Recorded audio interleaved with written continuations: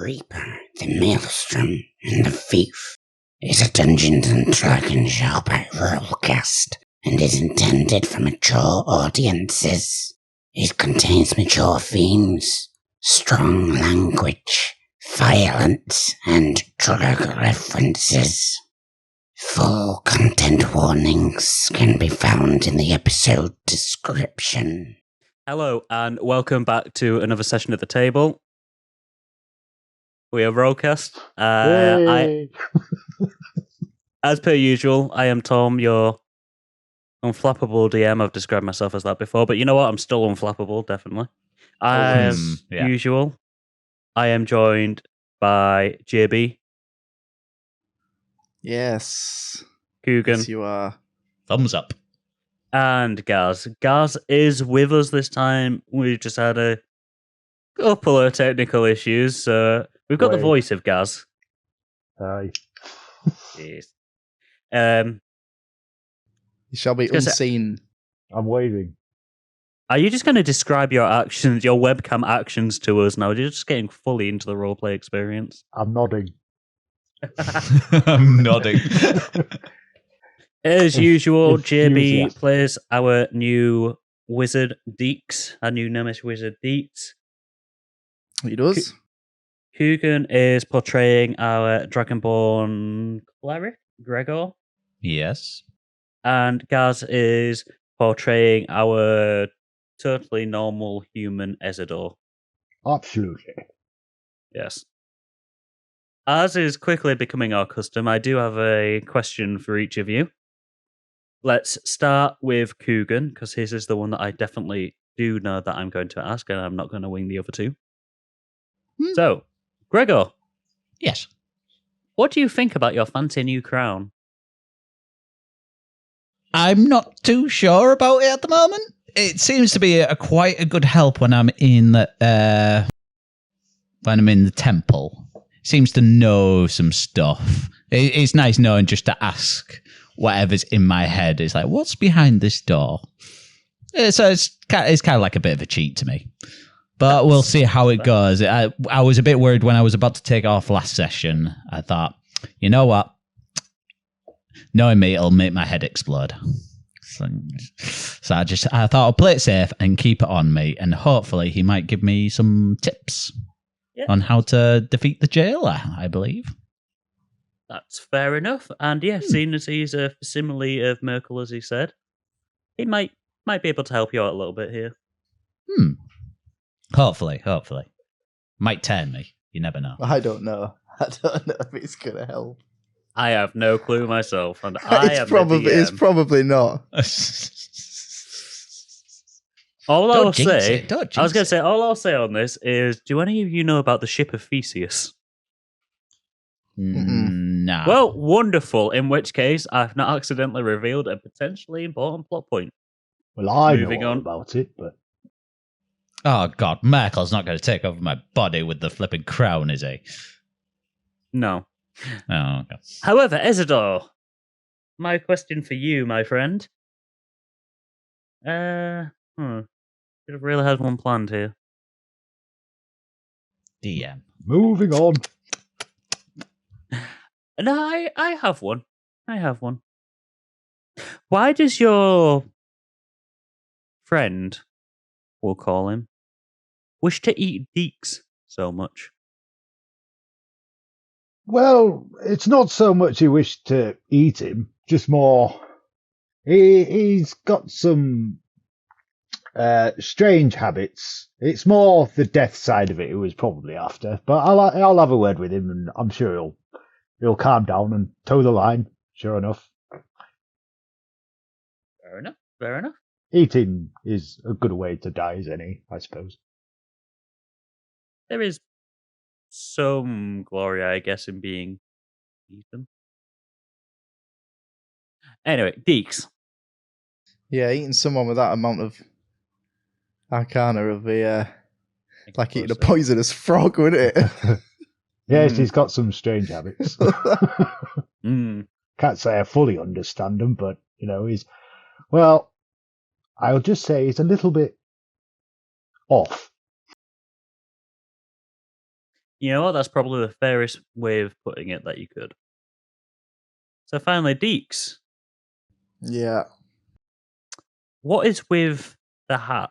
What is with all of your spells coming out of the hat? Well, it's just something I learned. Well, something he learnt from a youngish age. I mean, all wizards have, it's a means of casting a spell forward, and it's just a traditional way of sort of doing it. It's a little bit with respect, I suppose. Sometimes you've got to deal magic in a harmful way, unfortunately. So I guess he sort of started doing that when he had to cast these negative spells, and it was sort of a token of respect to tip the hat on some of the creatures he may have had to put into the ground, let's say. I suppose it's better than coming out of your arse. Yeah. Yeah, that won't be a very respectful way of doing it. No, not at all. So yeah, just a tip of the hat shows some respect. So just quickly touching on that then. Would Dix do that for every enemy, or is it only the ones that he deigns like worthy of his respect? Yeah, I would say that.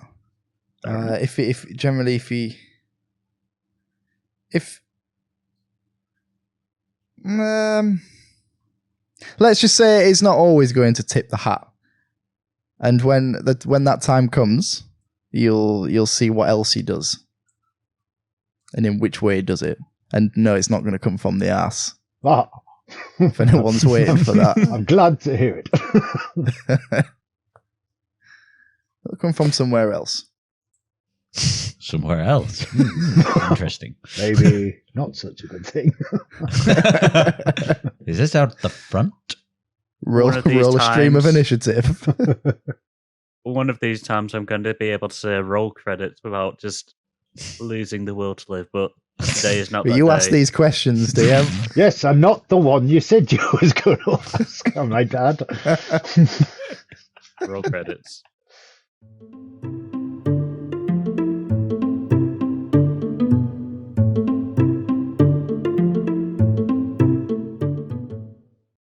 Hello and welcome back to the table. So the last time that we saw you guys, you were still obviously in the Temple of Merkel. You had just walked into a room that had an odd ethereal type of tree in it that kind of warmed you as you approached. It healed all of your damages and whatnot. However, it did have the side effect of Gregor. It kind of made you a little bit delusional. I was high. That's one way to put it. That's definitely one way to put it. As you guys continued on through the tunnels and whatnot around the temple on the eastern side, your delusion also seemed to infect Dix. Only temporarily, though, until you came out into a very small, very dark, very ominous room that you soon identified to be the sacrificial chambers. Unfortunately, Gregor, this kind of broke you slightly for a little time. However, Ezador did manage to bring you back around and back to your senses. It was a very hard time for me. I can imagine it's been a rough time. Nonetheless, you all then made the decision to wait it out in the Great Hall, essentially, for the other side of the expedition group to return, so you could all essentially just decide what to do next. With Ezador and Dix not having been there before, they took this as an opportunity to search around. Dix trying to get as much information as he can.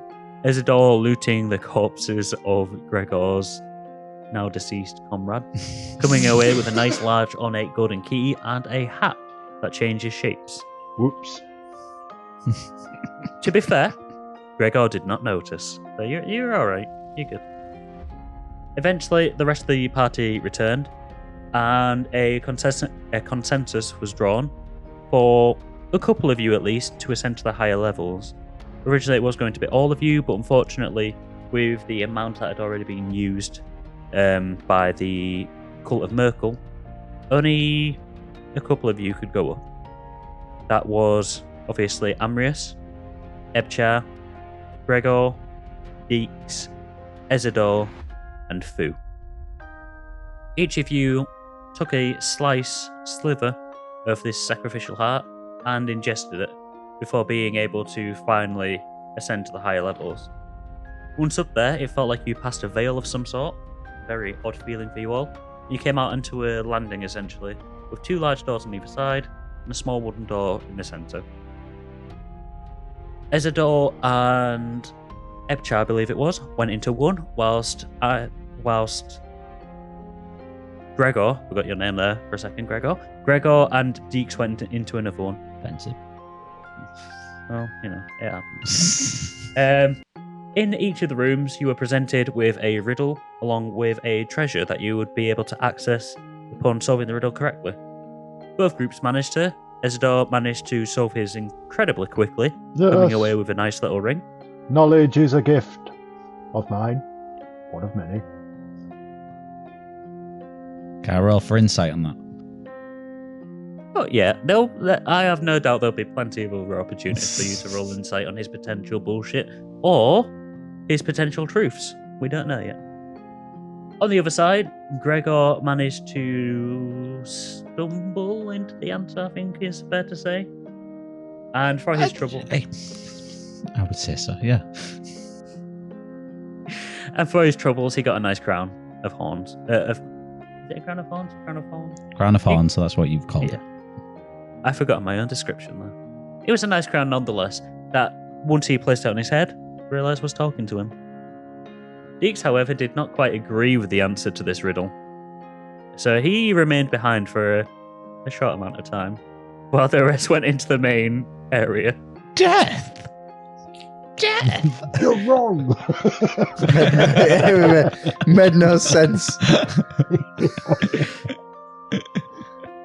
I think he came to the conclusion that the answer was existence when he came out of the room, didn't he? I think his answer was burn it all down, if I remember correctly. Yeah.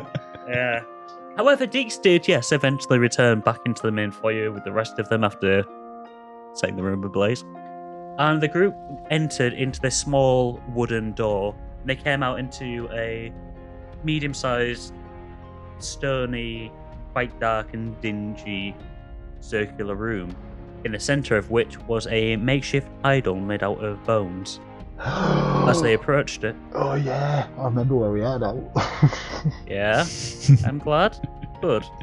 As they approached the idol of bones, Gregor conversed again with the voice in his head, and the voice informed him that they would either have to swear fealty to Merkel to be able to proceed, or they could destroy the idol and face the jailer, a test of strength essentially. With only 4 of them entering the room, with both Ebchar and Fu remaining outside in case any further Merkelites attacked them, they decided to try their luck with destroying the idol. As soon as the idol was destroyed, there was a large cacophony of noise as all the bones and skulls and fragments of others who had previously entered this area rolled together and started forming a monstrous, grotesque form as globules of flesh dropped off the hooks from above them and a cage dropped. Eventually it formed a humanoid kind of shape with multipliers that all swirled around, as well as chains around its hands and just fleshy, stubby legs. Eventually, as it fully took form, it let out an inhuman roar, and every single eye transfixed on the 4 intruders in the room. Everyone roll initiative, please. Yeah. Oh, and Elsa. Oh, God. 11. 11? 12. 12? Okay. 9. Yeah, 11 as well. 1 second, sorry. So, Dix, you was 12. Gregor, 11. Ezador, what are you up to? 9. Okay, so Our order then is. Let me just double check. Dix, you got 11. Gregor, sorry, I got Dix, you 12. got 12. Gregor, you got 11. Ezador, you got 9. Okay. So, our order of combat then is the Jailer, Dix, Oh. Gregor, Ezador, and then Amrius. And if you remember, I was stood right at the back of the crowd when we left. I have positioned you all around about where I figured it from our descriptions previously. So unfortunately, Gregor was the one who attacked the statue. You are right in front of this chap. So actually, yes, I give myself to Merkel. Leave me.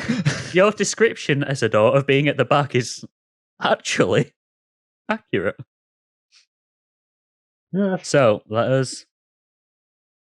You're kind of at the back. You're not fully at the back, but you're further behind than anyone else. It's like I planned it. This would be terrifying if you'd planned this. Okay, so the Jailer then. I planned for everything, dear. The Jailer then, with its eyes just suddenly straight ahead. It sees the most obvious target, the one that's directly in front of it. And the DM realizes that he hasn't put his... There we go. He sees the one right in front of him. And again, the DM realizes he hasn't actually put the grid on yet. So give me 1 second. There we go. The Jailer realizes that the one straight in front of him is the one that attacked the idol. With just a heavy... It lumbers forward. Oh dear. Its fleshy stubules just squelching into the floor as it does. A foot raises up and smashes down on the remains of the idol, sending just splinters everywhere. Oh dear. It looks down at you, Gregor, every single eye facing you. Another...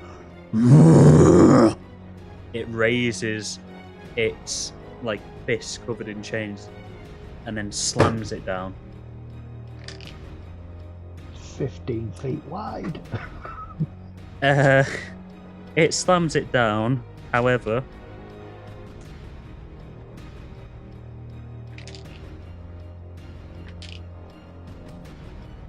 As it does, you kind of just manage to nimbly avoid it.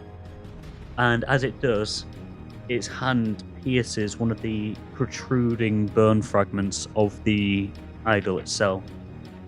You hear a sick kind of squelching noise as the bone just shoots straight through its forearm. Deals some damage to it. Did you roll a nat 1? I could not possibly confirm or deny this. That's It a yes. roars in pain again, just raises the arm up again. However, this time it unclenches its fist, and you hear as the chains unwrap. It whips the chains back and launches it towards you. That's better. I'm guessing a 26 hits. Yes. Oh, it's a buddy.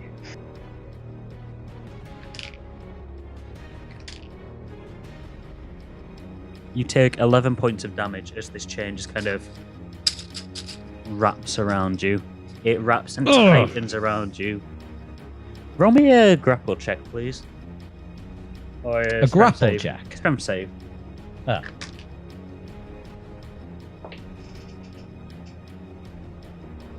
$16. Even though it hits you and it wraps around, it kind of the chain itself hits against itself, and for a split second, it is a tiny bit loose. And in that split second, you just kind of flex out, and the chain removes itself around you. It kind of spins back around and just lands on the floor. That is the Jailer's go. So, Dix, we're up to you. Right, okay. I would like to move. Right away!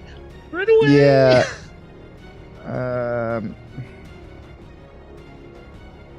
Yeah, I'm gonna move.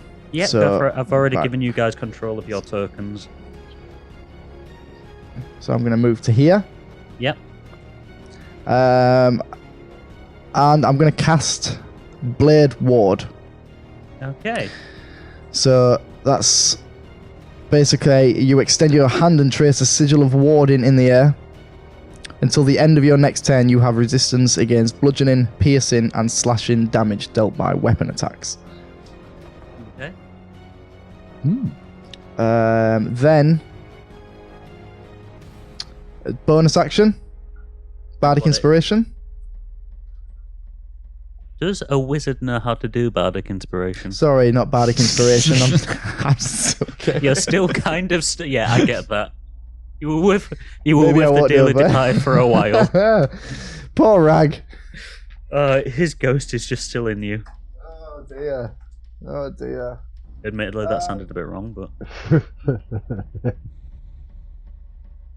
Right, I think I'll just end my turn there then. That's fair. Okay, Yeah. then. Gregor, we're up to you. Peril. Okay. You're kind of facing down this lumbering hulk. It towers over you. It's so big that it's kind of rustling almost against the chains and stuff that are above it. Right. Yeah,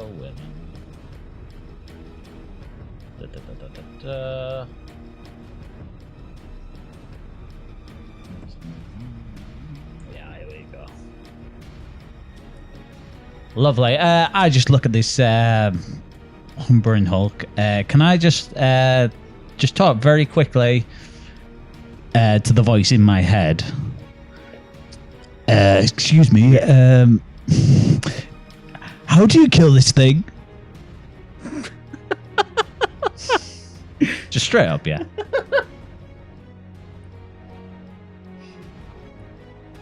With power.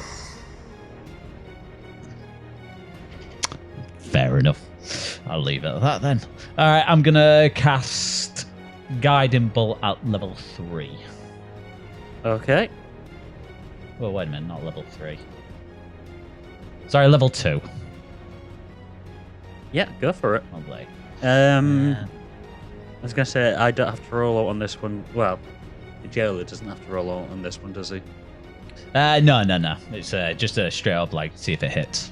Yeah, go for it then.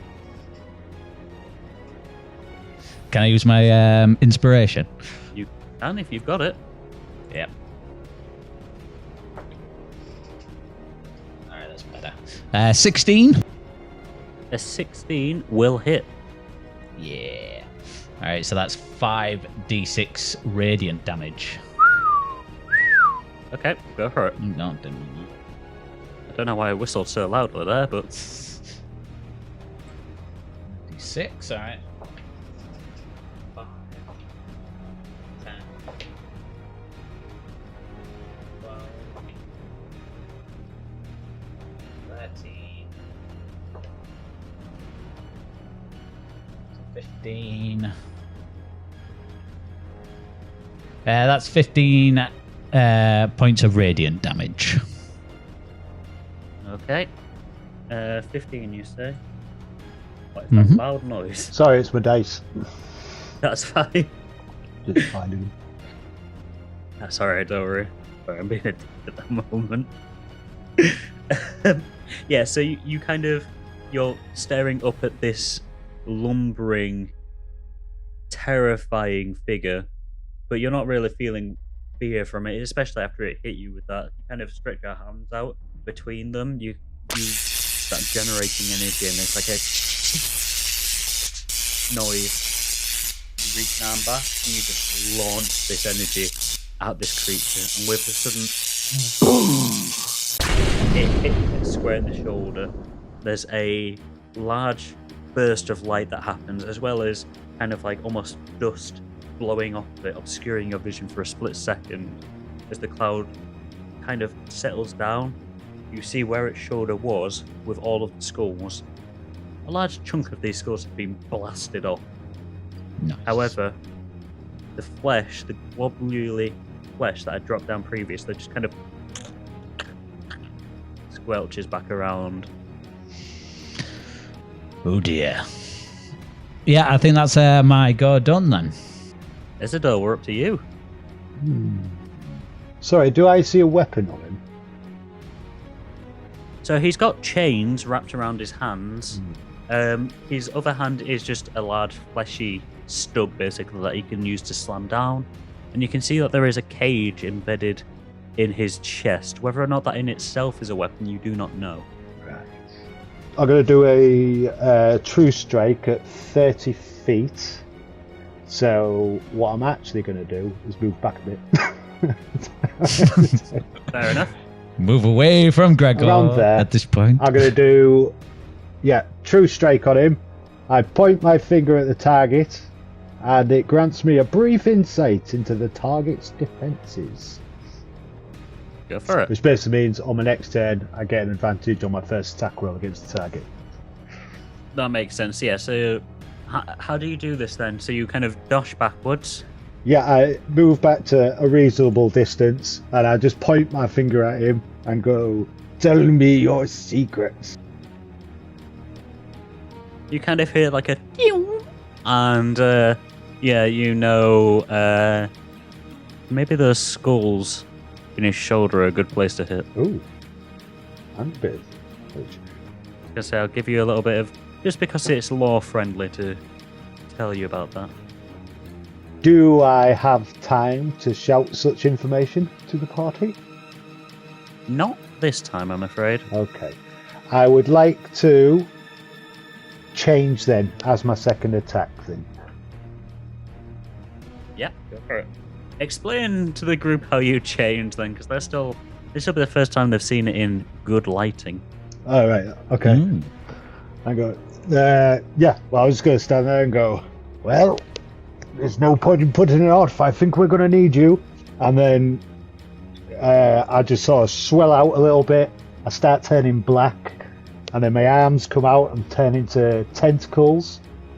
And a big head kind of thing with one eye. And a gaping maw with jagged teeth on the front. And then loads of little tentacles underneath. It basically helps propel it forward more than anything. And then it just sort of unravels. Just with a bring him to me. Nice. Yeah, you guys are seeing this sudden transformation from the otherwise calm Ezador. Then he just very quickly looks at Dix. And then back at me. Dix just trembles. It's just chill goes down Dix's spine. Okay, so we're now up to Amrius then. Amrius, seeing what is happening, just dashes back and kind of takes a step in between Dix and Ezador. As he turns, just cover me for this, will you? If you would both be so kind. And as he does, kind of drops to his knees, brings out a stick of chalk, and starts quickly drawing on the stone floor. A quick, dashings of runes and whatnot around. And that is his go. We're now back up to the jailer. Yay. The jailer, who has taken quite a hefty chunk of damage there from this insolent mortal who has defied its own master, just once again, just you feel spit kind of fly past your face, Gregor, as it does. I'm sorry. The smell of rancid breath just kind of hits you square in the face as it does. And as it is roaring like this, you notice... You need to brush your teeth, mate. You notice that the skulls in the jailer's shoulders have reduced ever so slightly. By 3, in fact. As that happens... 3 skeletons appear. Yeah.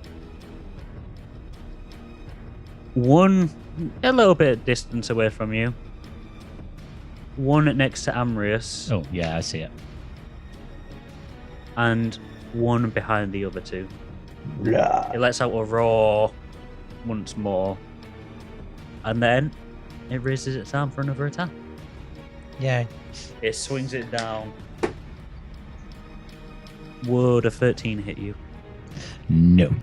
It swings it down, but you kind of just step to the side again as it smashes onto the floor. Brill. Skeletons This time don't around. bleed.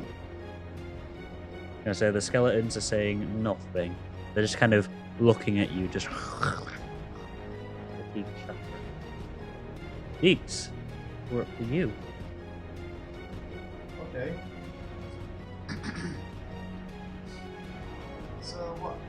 So what I think I'm going to do...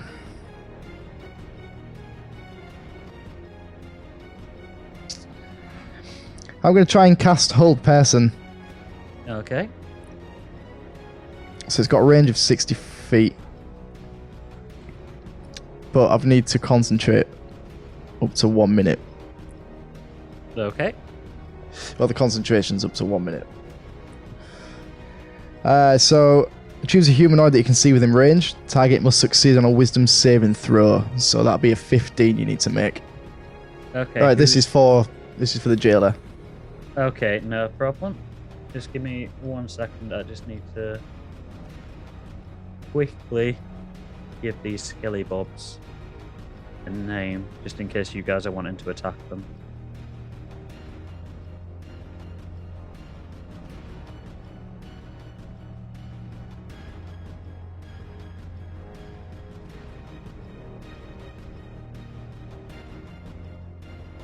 Okay, so the skeleton that is on the northern pile near Ezador is skeleton 1, the one at the very back is skeleton 2, and the one towards the south is skeleton 3. Okay, so Dix, you were wanting to do what again, sorry? I'm casting Hold Person. The jailer needs to make a wisdom save of 15. 15? Yeah. With an 18, it managed to break out, I'm afraid. Okay.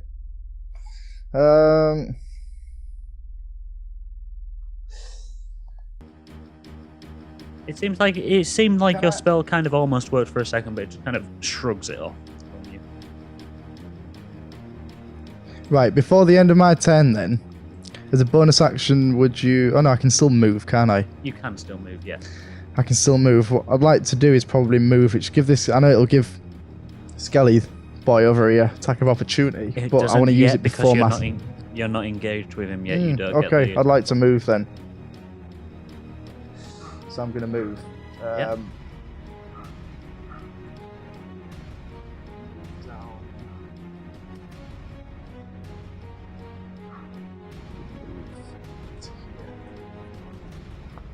Okay, that's the end of my turn, which the Blade Ward spell ends. That is fair enough. Okay then, we are now up to you, Gregor, as Dix is kind of like scrabbling his way over the, like, I suppose for Dix, it's almost like a mountain of bones and stuff. Yeah, just run it. Just, it's almost cartoonish. Right, as the jailer slams his arm down, as I do a quick job, I just grab my sun sword. I'm just going to just as I'm drawing out the sword, as I get to about halfway up, I just draw it out, and then I want to try and cut his arm off. All right, roll to hit. Nice.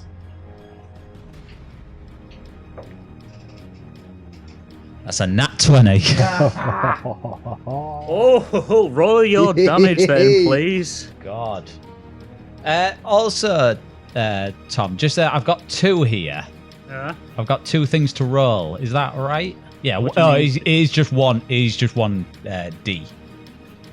1 D8 and 1 D10. I think one for slashing and the other one for radiance. Yeah. So roll them both twice, Okay. and then tell me the two separate. Tell me the totals separately, please. I'll do the slashing one first. Yes, please do.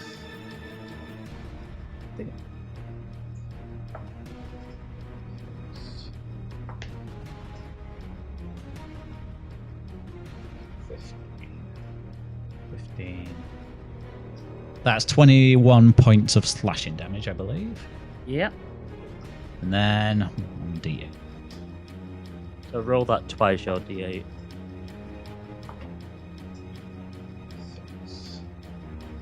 Uh, 12 points of radiant damage. 12 points, okay. So Gregor, yeah, so you as this fish just smashes into the floor, it tries to raise it up, and as it does, you grab the hilt of your sunblade, you slash upwards. As you do, as it's about to reach about chest height, you think that you want it to ignite, and as it does, it meets resistance at first with the fleshy stub of the jailer, and then just a boom, as the light just ignites. And as it does, you can smell the smell of searing flesh as it effortlessly cuts through the jailer's arm. Not only that, but as it continues rising, the blade itself seems to extend ever so slightly, cuts into the chest, and leaves a large gash underneath where the cage was. It continues upwards, and it stops just short of the throat.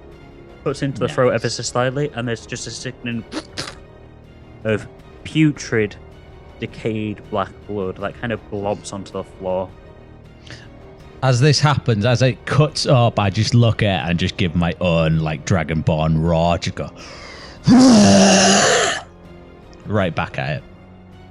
It tries to respond, but it is unable now that you have severed its voice box.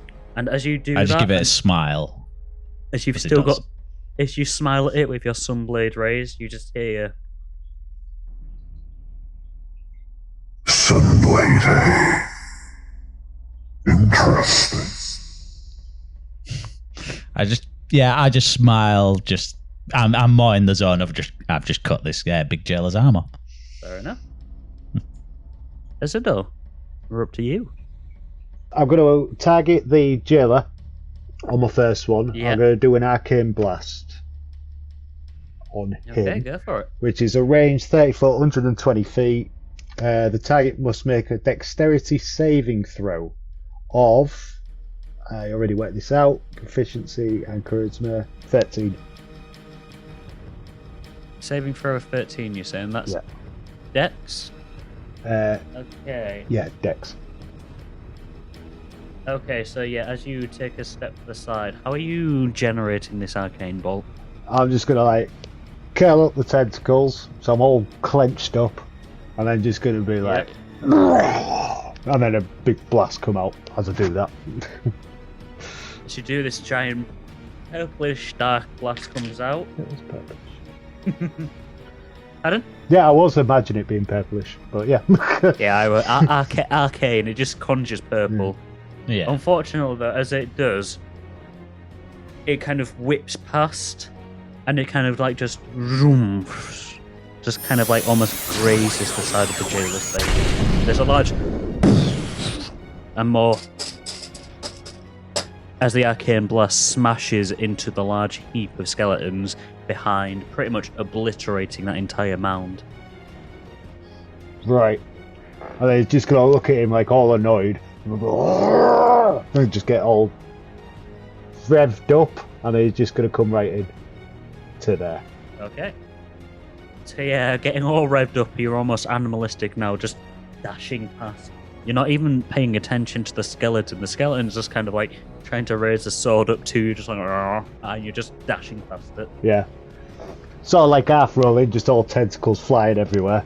And he's going to look at it and go, "You dodge my attack!" And then I'm going to come in with blades, which is just 1d10 plus 2. Yep, so roll your attack then. Yeah. Oh yeah, I got to hit it first, haven't I?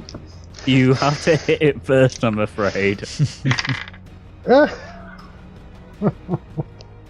a natural 20 or a natural 1? It's one of the two, I think. I'd love to say natural 20, but I'm lying. Oh no. Which is... What do I add to this? Is it a natural 1, guys? No, it's not. It's not. Okay, that's fine. It's just your normal attack. It's your normal hit. So it'll be on your character sheet for your melee attacks. So I would assume that is Probably, if I remember rightly, it'll plus. be strength. Oh yeah, it does say blades attack bonus +5. Yeah, then that's what it is then, +5. So that's 8. As you're rolled kind of a 3. as you're running in, you're like screaming about how it's like daring to dodge your attacks. You're just kind of like whipping your tentacles around, trying to take blades, trying to harden them into blades. And as you do, you kind of like I've got advantage. still flailing quickly. Yep. As you do, you raise your tentacle back, flailing wildly. Regardless of how this goes now, it's going to be flailing wildly. Yeah, no, it's gone bad. I rolled worse. What's the other one? 5. Is it a natural? I was going to say, as long as it's not a natural one. So you kind of just you slam your like bladed tentacle down, and it just kind of like dinks off like one of the braces on its arms, just like. Doop. The jailer kind of just looks at you. It's on its last legs, but it just kind of looks at you with puzzlement at why this tentacled walking octopus has just flailed at it, essentially. Go look at the little octopus, and it's like, what the hell are you? Right. You don't quite recognize it. Now, No. I'm just going to like start slamming my tentacles all over the place. Just like slava coming out all over the place because I'm just super annoyed. I'm going to ready action. Do you have an action to ready? I think so, yeah. I did an attack and a extra attack, so it'll be a bonus. Yeah. Oh, no, it's not a bonus thing, is it? I'm afraid. Right, I was just trying to remember that. so I'm going to roar even louder. Just working yourself up more. You're trying to, in your head, Ezador is trying to think of this as some kind of tactical thing like chess, and realizing he doesn't have an extra move, he gets himself even. Okay, so we are now up to Amrius then. Amrius is still kind of like on the floor scrolling away, but as he does, you kind of Dix at the very least, because he's in front of you, you can see him finishing this giant circle essentially with numerous runes on the inside of it. The circle that essentially, if this was to be a rectangle of sorts, it would be a 3x3 rectangle. Around about there. As he does, you can see him adding some more little squiggles around it, and he just kind of looks up and shouts to anyone who's listening, really. If you find yourselves injured, come back to this rune. It will ensure that you are revitalized. It is a rune of healing. And he ends his go. Good to know. Noted.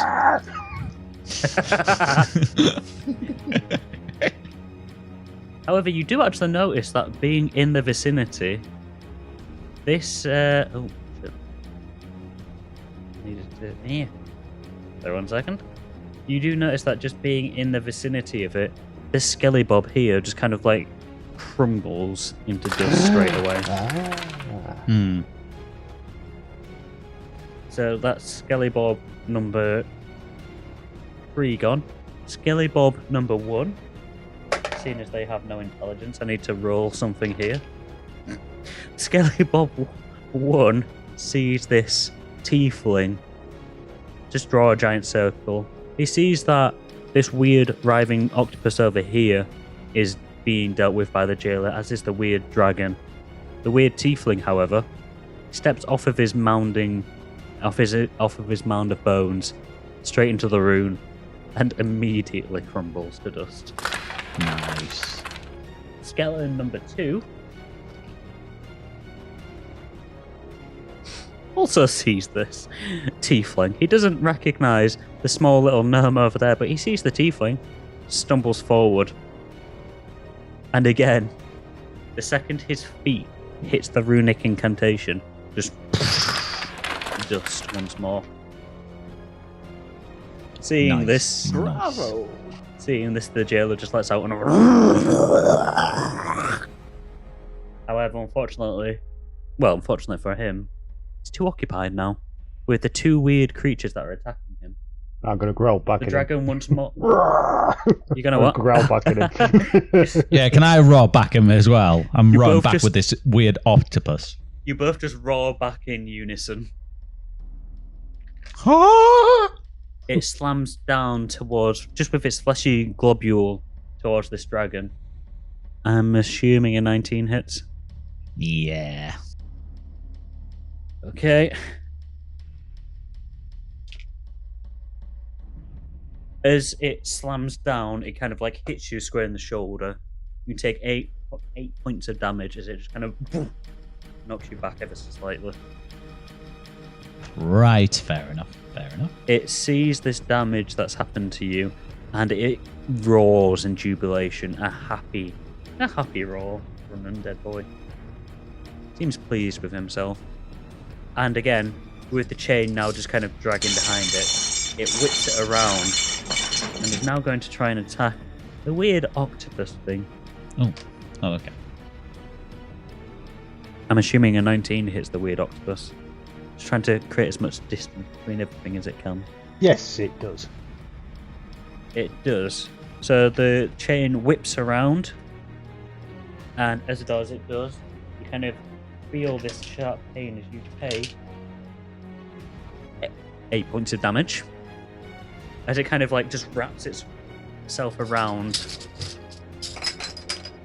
And I dropped most of my sound effect thing. Roll me a strength saving throw, please. No, I can't use it. Never mind.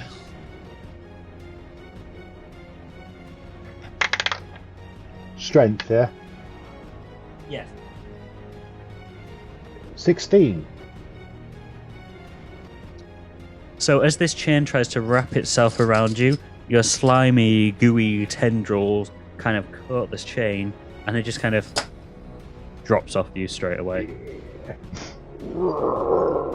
Get that off. Is that you let out a roar of jubilation?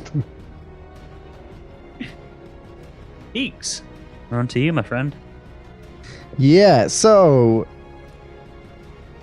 I'm gonna grab one of these skulls on the floor. If I can. You said the skull's what I'm under. Yes, you I'm are stood on. You're on top of a bunch of skulls, so yes, you can pick one up very easily. Yeah. So I'd like to pick one of those up. Yep.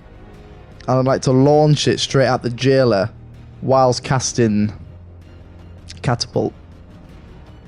Okay. I thought that was your only going to be a thing. I'll just throw a skull. That's enough. I throw this. Yeah, go for it. You're Go a for it wizard. then. What does catapult do then? So I need to choose an object weighing 1 to 5 pounds. Yes. Within range, I'm stood on it. That isn't being worn or carried. The object flies in a straight line up to 90 feet in a direction you choose before falling to the ground. Stopping early if it impacts against a solid surface. So basically, I'm aiming this at the jailer. Yeah. And he needs to make a dex of 15. A dex save of 15. Saving. Okay. Yeah. So you Come on. you kind of reach down and pick up this skull. How are you doing this catapulting motion? Yeah, so I'm picking it up, obviously. What I'm going to do... No, I'm not. What I'm going to do is I'm just going to not throw it with any strength or anything. Not a great amount of strength. I just sort of want to turn it in my hands a little bit. While I'm conjuring up this spell. Turning it. And then just look at the jailer. Let's see. And just whoosh, right across down the line. Roll your damage. Yeah, he made a dex save. Yeah, roll your damage. Okay.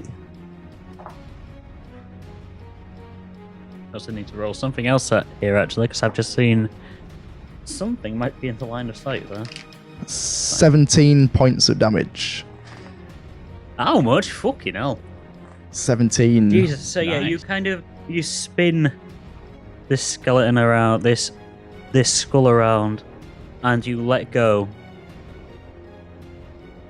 How do you do this? Oh! So as I've turned this skull in my hand and look at the jailer, think, yeah, this ought to do it. straight down, and with a bit of a rest up against the skulls. Cocky bitch. Cocky, now he's got foresight. Watch out, you two!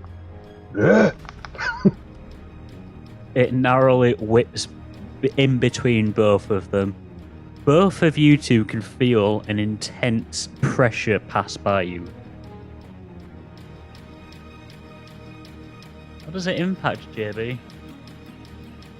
How does it what, sorry? How does it impact the jailer? How does it hit the jailer?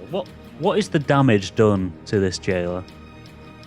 Okay, so the skull itself takes the same damage. It's not going to make any difference to the skull, but the object takes the same amount of damage. So I can imagine with that force and damage, the skull's just going to splinter off into pieces. Yes. So how Dix has seen it is it's gone straight down and smashed through the chest cage, gone through it, caved it in, inside, smashed, and it's splintered out all of these pieces that have shot into individual different parts of the jailer's body. And one of them has just managed to impact the heart. If it has a heart. If it has a heart, it does now. And it's just... It it's didn't just, before, it, but Dix's it does sheer now. force of will has generated one. and it's just shut that motherfucker down.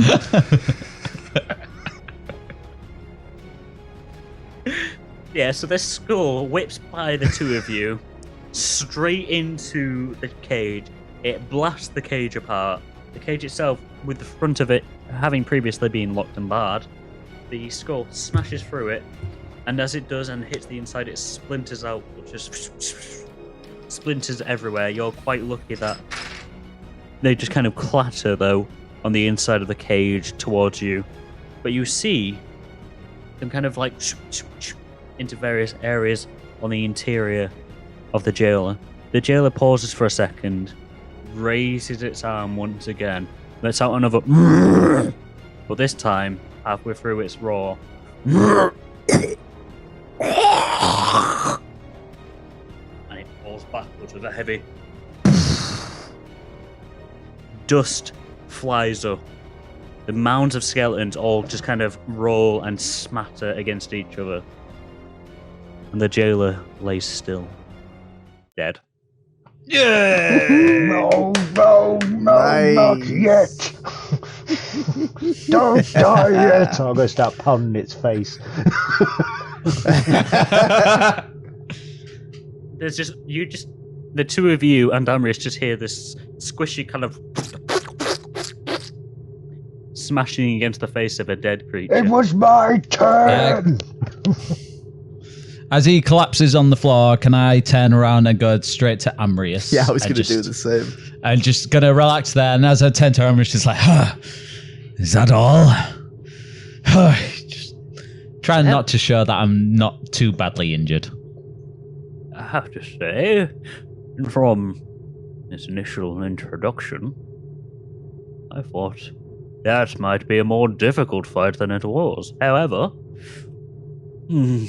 I do not wish to speak ill of the dead, especially of your former friends. Well, I suppose they are still your friends. Of our former companions, Gregor, but it would seem that our new companions may be better equipped to deal with certain threats.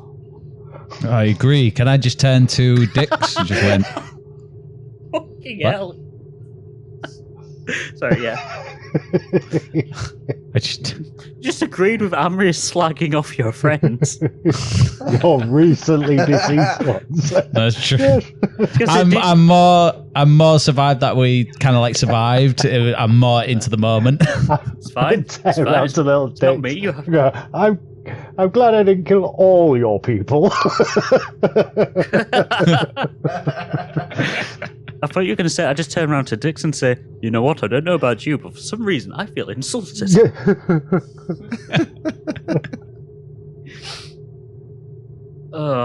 Yeah, sorry. No, not to speak ill of the dead, but they made their choice by trying to go for the mimic. They made their choice by dying. I just turn to Dix and just say, well done. Well done. Oh, thank you, sir. It's greatly appreciated. Can I heal up now? Yeah, you got... Alright, Dix, you want to do what?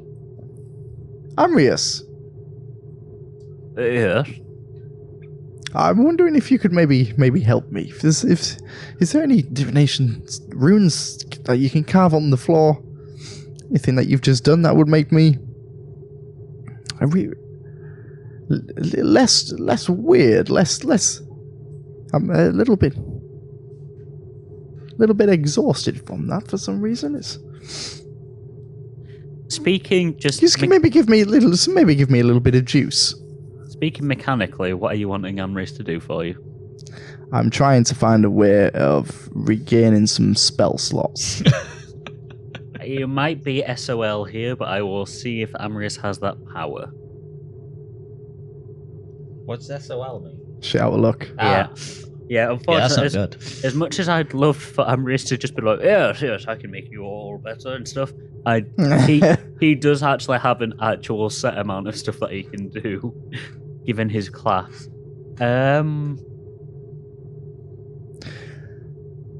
Perhaps as a rune of rest. That'd be great if so, but unfortunately, no. Additionally, guys, as you are all just kind of like sat happily chatting and trying to... I still intend to do something. Sorry. If that's all right. Yeah, go for it. I'll let you do this one thing before I do another thing then. Okay. While I was pounding the face of the corpse, I'm just going to say, well, you're good at dying. Are you good at carrying anything? And can I loot the corpse? Okay, I just need to do... Okay, it stays dead.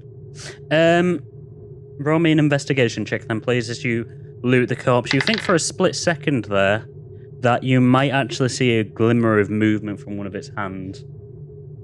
But then you realise that's probably just, its last throws before it dies. So roll me an investigation check then, please, to Could I see if you find quickly anything. pound it in the face as soon as I thought I saw it? Yeah, go for it. You just poof in the face. Stay still. No more movement. Still. Investigation. What was it? 17. Whoa. I believe so, yeah. You're just wanting to loot it, aren't you? Is that really that? Jesus. 23. Yeah. Give me 1 second, please. Oh, +6 on my investigation. Okay, so, Ezador, you got what exactly again, sorry? 26. Okay, what exactly are 23. you trying to find out? Are you... Either way, that's an impressive amount. Are you trying to find items on it, or are you trying to find, body parts and whatnot? Well, I would say anything valuable is what I'd be looking for, really. Okay. Yeah. I would say... yeah, just sort of valuable. Okay, let me see if I can find what I had for this.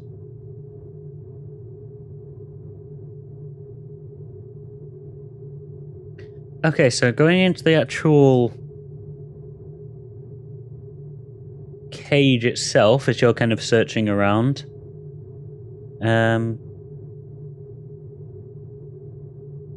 As you're kind of searching around into the actual cage itself, you find, if my table would like to load,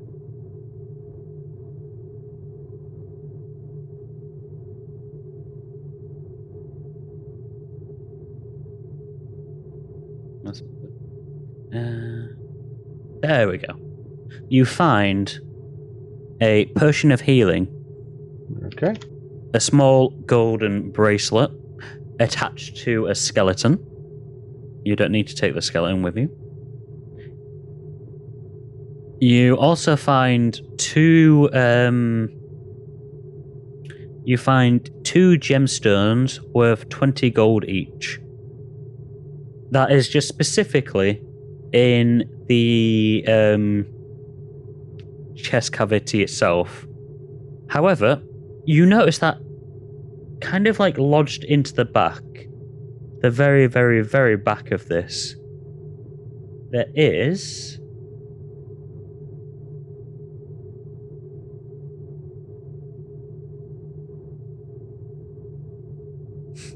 there we go. There is a blade, just like embedded into the actual chest at the roof of the cage itself. Do you take the blade?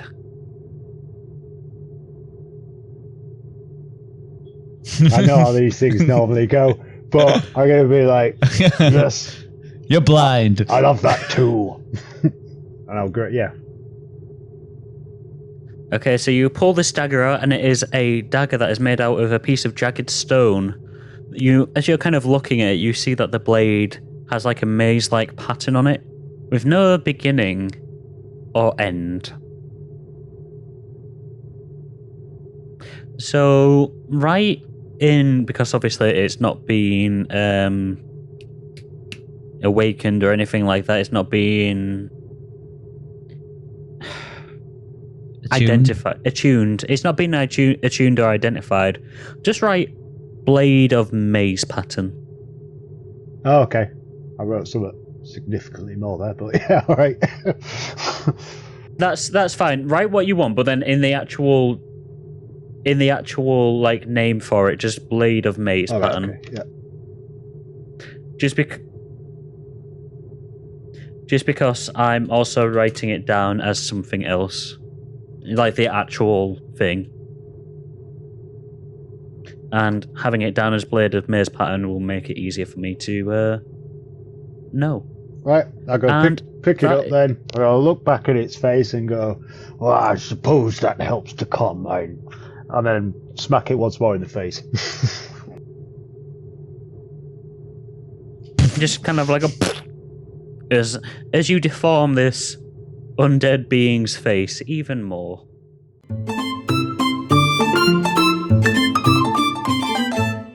With the Guardian defeated and falling apart once more on the floor, the previously sealed door that you entered from kind of rumbles loudly as it sinks to the floor, revealing the hole that you were previously in. At the same time, completely opposite it, another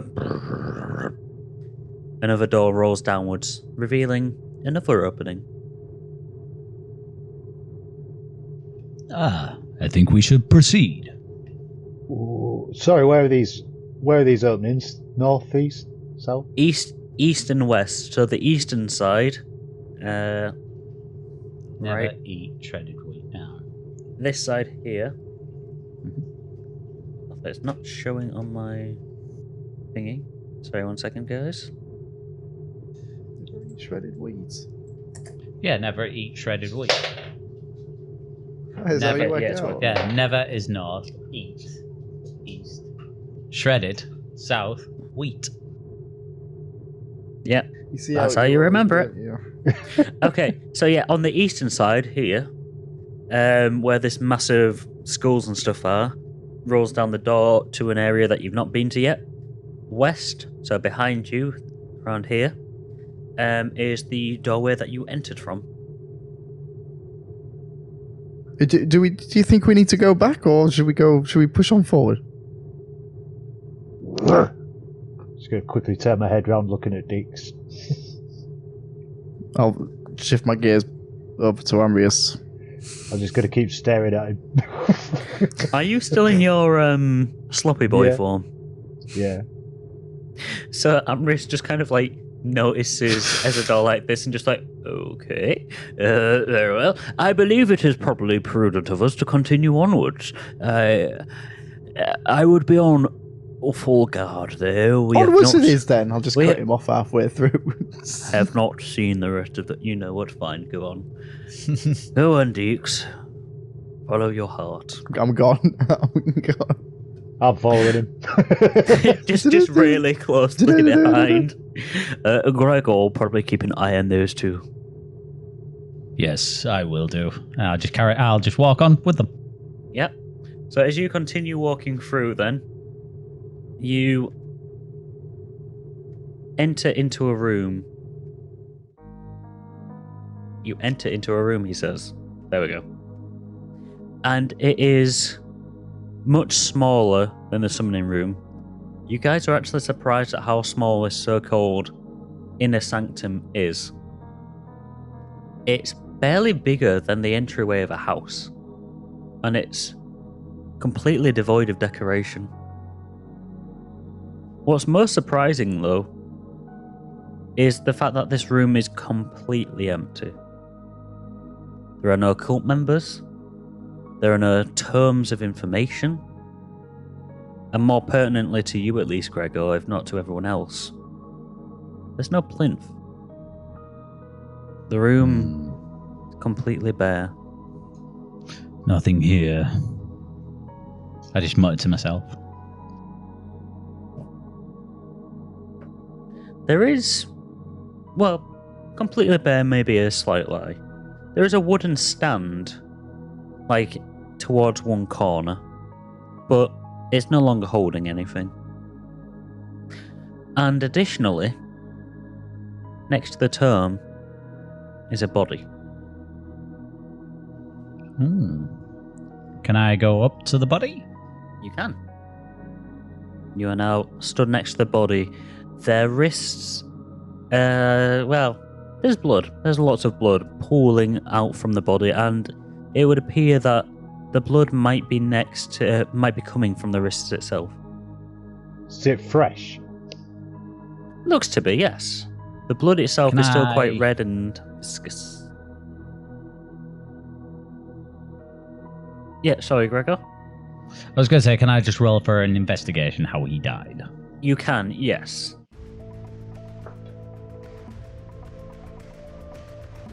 That is a 0. Man's dead. Not a natural 1. Not a natural one. Mm. Man's dead. Don't know how. Blood everywhere. Oh no. I just look on the floor, just thinking to the blood. Yes, this man's dead, all right. I'm going to go up to it and have a look myself. Yeah, roll me an investigation, please. Leaving Dix reluctantly. Just By the way, looking- what's this massive creature that's next to me? Anyone know? Yes, it's Ezador. That you, Ezador? He's here. He seems to take on another form sometimes. It's a little bit intimidating. Quit your prattling. I'm trying to investigate here. And he's trying to investigate. Shut up! 13. Sorry. So, next to the stand itself, then, you can see. Well, what were you trying to investigate exactly? You were investigating the body, wasn't you? Sorry. Yeah, I was looking at how he died. Okay, so kind of like crouching down, a slimy tentacle reaches out and kind of like flips the corpse over.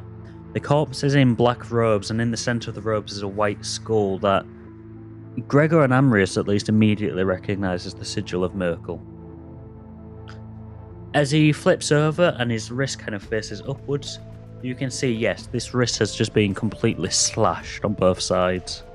On both wrists, sorry. Next to it, in the continually pool, I guess, of blood, is a dagger. Can I pick it up? I was going to say, as he's picking it up, can I go into my head again and say, Merkel, do you know what this place is? Okay, so one at a time then. Ezador, you pick up the dagger. Again, is there anything that you're trying to perceive of the dagger or anything like that? I just want to know what it looks like, really. It's a basic small dagger. It's got slightly serrated. It's got a very slightly serrated blade at the very tip of it, and the handle looks to be made out of some varnished wood. Does it smell weird? Define weird.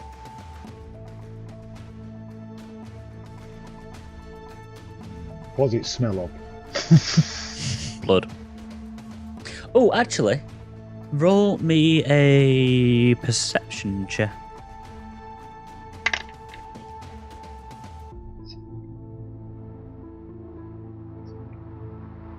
$15. It smells of blood, and it's the damnedest thing. It almost smells salty at the same time.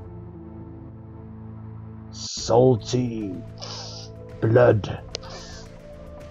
Does this make any sense to any of you? I'm gonna hold it in front of me, right in their faces. Any of you? No, we have as much information as you do. Is there any soft sounds? What do you mean by soft sounds? Well, based on the information that I had reading through the tenets of Merkel, there would normally there's a certain point after passing through a corridor, you know, when they're trying to escape the temple into one of Lathander's rooms, they'd be greeted by soft sounds. Oh, I understand what you mean. No, there's none of that nearby. There's none of that. You're not in an illusion. Does it look like this dagger would fit on the stand? You can try if you want. However, as you are trying, Gregor, what was you saying? I was going to go into the voice in the crown and just go, Merkel, do you know what this room is? So as you ask this, and you can, I assume, in the background, as Ezador, or the weird form of Ezador, is placing this dagger onto the stand, in your head, Gregor, this is the inner sanctum. This is the most sacred room of the entire temple. Interesting. It's although my plinth is not here, nor are my books.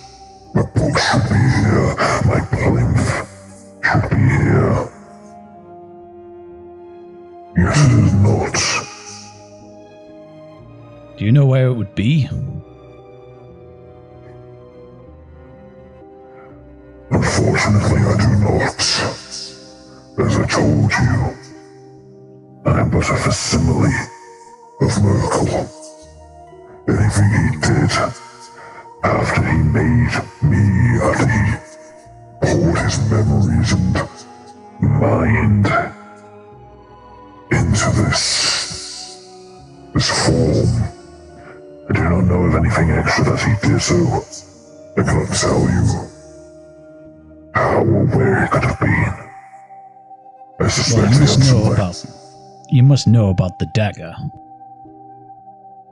Turn to face the dagger. I can only see what you can see. I just face towards the dagger where he's just about to put it on. It is but a simple dagger. Ah. Nothing special. Though obvious. Not sigil is mine. Why would one of my foes kill themselves in here if not? You can almost hear like a clicking in your head as this disembodied voice clicks what would be ethereal fingers. Blood magic is afoot. Maybe that is what moves the plinth.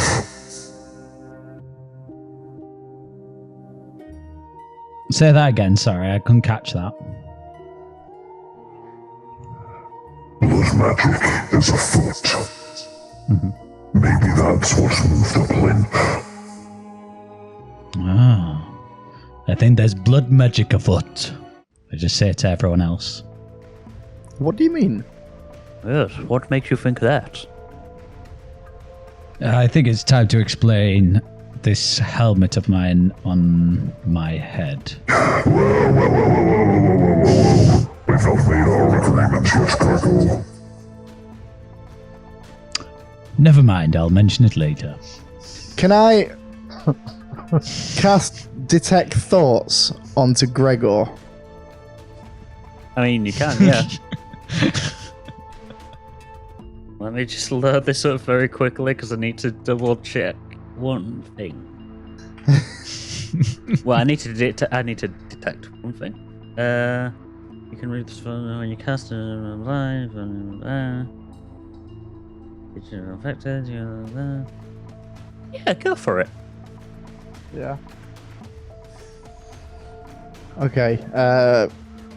Gregor needs to make a Wisdom saving throw of 15. If you're resisting. I was going to say you can. I don't know. Am I? It's your call. It depends. So, from what I can read, you can learn the surface thoughts of the creature. Just straight up learn the surface thoughts of the creature. If you wish to probe any further, then if he wishes to resist, then he makes his Wisdom. Yes. Well, I'll learn the surface thoughts for now. See what comes through. Gregor, what are your surface thoughts? So just at that point, Yeah, sorry, as Dix kind of like tips his hat very, very subtly, I'm assuming here, Dix. Yeah. I wonder what this blood magic is that he keeps talking about. I'm just like thinking. Do I know anything about the blood magic? I'm going to come back to that ever so slightly in a second. If Dix wants to do anything else, if he picked up on I'd like to probe further because that's raised some questions of concern. I wonder what this blood magic is. Oh, I thought you picked up on another thing that he'd said there. But nonetheless. Yeah, I was thinking that as well. I was going to say, I noticed that you slipped in something very specific there. Nonetheless, yeah, That's all I heard was the blood magic. He said something else. It was in that sentence, but he said something. Roll a wisdom save then, please, Gregor. 15, you said, Dix? 15, yeah. Yes. Yeah, that definitely passes 22. Okay. Dix, you are kicked out of his head. Yeah. Do I know that he's cast that on me? You should do. Yeah. Yeah, you will do, yeah. You felt something probe on the inside of your mind, and then just poof, it's out. I just look at the gnome and just go, "Stay out my head, gnome." Can I slowly make my way over to Gregor? With one suspicious eyebrow coming down over my ginormous eye. You can, yes. As you do that, Gregor, roll me a history check, please. Ezador, what are you doing as you're approaching? I was going to call to him and just go, "What is it about this crown? I don't like secrets." I'm sort of bobbing down. I'm gonna get right up into his face. Well, I got a 9 anyway on my history check. You just heard what he said there. He was about to tell us something, and then all of a sudden he stops. I'm not doing this to you, Dix. Okay. He's doing it to Gregor. Yeah. I thought you was. Okay. So You just let me carry on with that, did you? So Gregor, That's quite good actually, because you're just nervous around him, aren't you? So you're answering for him. Gregor, with that 9, you seem to recall that you've heard something about blood magic and plinths, but you can't quite recall what. And before you can actually remember what it was, there's this giant hulking, gloopy octopus monster essentially leaning towards you, saying that it doesn't like your crown. Ezador, roll me an intimidation, please. Oh, it's good. I don't know what my bonus is though. 19. Ooh. Okay. Roll me a Constitution then, Gregor. Please beat a 19. Constitution save. Yeah, you're trying to hold your shit together. So this giant fucking monster with a very angry eyebrow is bearing down at you. Definitely not. That's an 8. You feel very intimidated. You can feel this rancid breath blowing against you. It's strange. It's more terrifying than the jailer. Well, just trying to look away from this big eye that's like looking into my soul. Speak!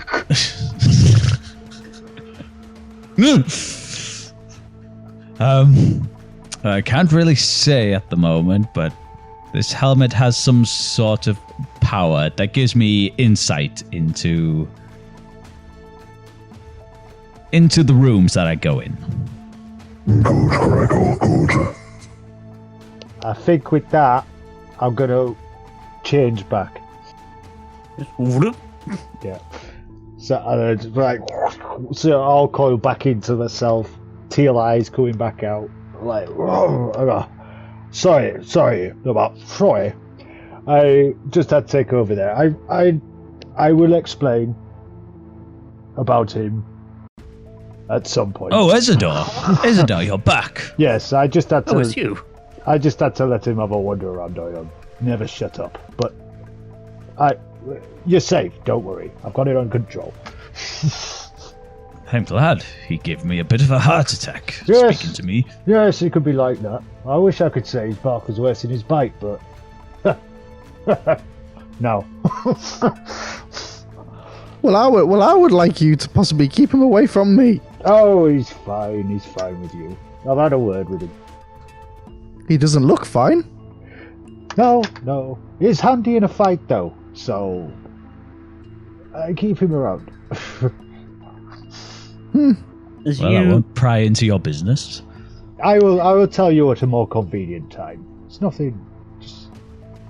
Anyway, you have insights. Yes. This crown that I've got on my head, it gives me... It kind of talks to me. Right, so blood magic. Yes, that's what it seems to be telling me. Amrius, do you know anything about this blood magic? Can I insight check him on this? Insight check, Gregor? Gregor. Yeah, go for it. Based on just probing his mind and not finding out everything. With disadvantage. Because you got kicked out of his mind before you could really pick up on anything. And as well, when you were probing his mind, you didn't pick up on the thing that would be a big, big, big hint. Okay. As you are inciting... Sorry, go on. Have you rolled? Yeah, 18. He's not quite telling the full truth here. Something about Gregor and this crown and his explanations. It seems like he's kind of grasping a little bit. He's holding something back. Ezador. Yes, I know. I am being told profusely by... look, just give me a minute. I'm just going to go to the corner and start mumbling to myself a little bit. I'm going to get a bit closer then. As this is happening and you've asked Amrius, does he know anything about the blood magic? You can see that he's kind of crouched down next to the figure. Unfortunately, I do not know too much about blood magic. However, I do know about runic magic. And he kind of gestures, and you see that there are some markings and inscriptions that seem to be made out of chalk. However, a lot of them are obscured by the slowly pooling blood as it's covering out. Do you know what's happened here? Sorry, did I also hear Dick saying that I'm not telling the truth? Yeah, did you hear him say that? No, you were focused on Amrius. I'm afraid. I do not know the full story as such. However, it looks as though the circles and the inscriptions are that of a teleportation circle. However, it looks like the spell has been cast and the markings have been tampered with slightly. Wait a minute. Ezador, did you say that there was a bit of salt on the dagger? Say it again. I'm just gonna clear my head a bit. What was that? You mentioned, well, your other friend that you have in that body of yours mentioned about the dagger having blood and salt on it. In my head as well, unfortunately. Yes, it did smell of salt, strangely enough. Obviously the blood, which I assume is what happened to our poor cadaver down there. But salt, yes. Can I grab the blade and give it a sniff? You can. Roll me an investigation, please.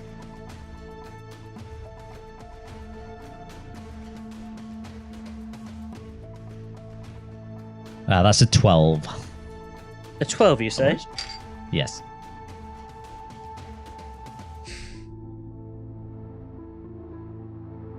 What exactly were you trying to deduce from this? What exactly? Does this salt smell familiar? Like it's like been in a place that I've been before? Like Salt Harbor, maybe?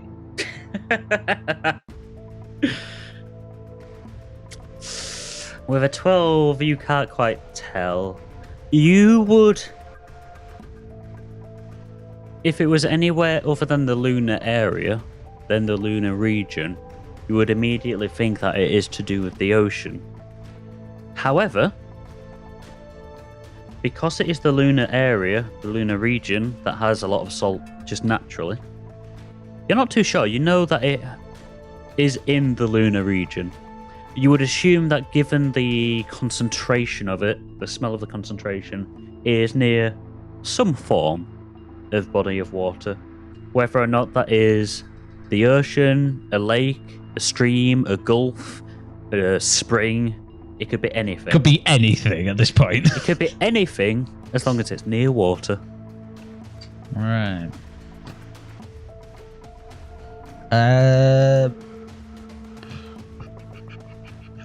Amrius, do you know where this transportation rune circle? Do you know where it could have transported this person?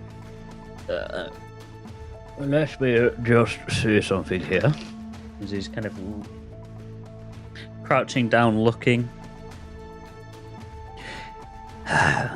If it had been a few minutes quicker, then maybe, yes. However, as you can see, obviously the blood that is pooling around on the chalk is obscuring multiple stuff. However, it looks as though the markings themselves have been erased, altered, changed, and I would say that our chap down here, our recently deceased friend, is to blame. As you can tell, he is a member of the court itself. He must have drawn the short straw, as it were. He stayed behind intentionally, destroying as much of the circle as he could. However, he must have heard the commotion outside with the jailer and took his own life. As a means of preventing us from finding out where they were going. You see, he's destroyed enough information on the circle that we cannot possibly hope to follow, at least at this venture. Ooh, I was... Go for it. I was going to say, how long has this body been dying for? Is there a way of telling? Roll me a medicine check.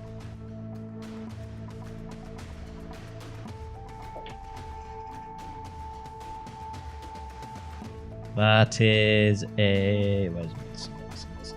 14. Within the last hour.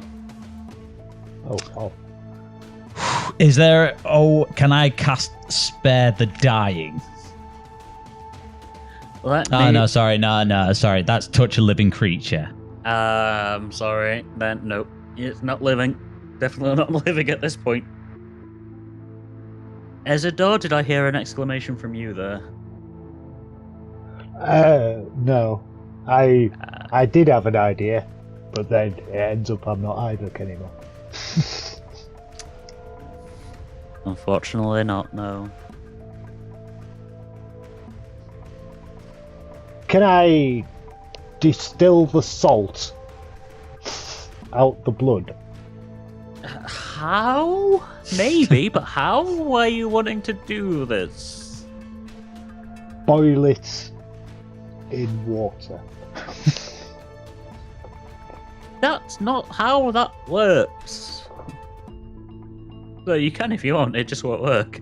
I can tell you that right now as a freebie. Yes. Chemistry was never one of my strong suits. As you're saying this, he says, having definitely already loaded up what he needed to, and not desperately stalling for time by pretending that he's already loaded something up when he hasn't actually loaded something up. Definitely not. As you're saying this, you feel like you look around and you can see dust kind of like hitting, kind of like starting to fall from the roof. You can feel the vibration starting to reverberate around the entire temple. Okay, I think we should leave now. I believe that the temple is getting ready to teleport and we must make haste immediately. Oh yes, I forgot it did that. I do not recall telling go. you, Ezador, however, it would just prove to show once more that you are incredibly wise over the temples and magic. Thank you. Vigilant. Yes, let's go. About time. Amrius, is there a way of teleporting the bodies of my fallen comrades out of here? I believe so, yes. As long as we are very quick, we can take them with us through the portal. However, we must reach the entranceway where I planted the first warp vein. Yes, let's go. I'm going to pick up the dagger on the way out. You now have the dagger, and as the four of you start sprint, I'm assuming Dix, you're also sprinting out with them. Yeah, I'm not going to be as fast as these, but... Can I...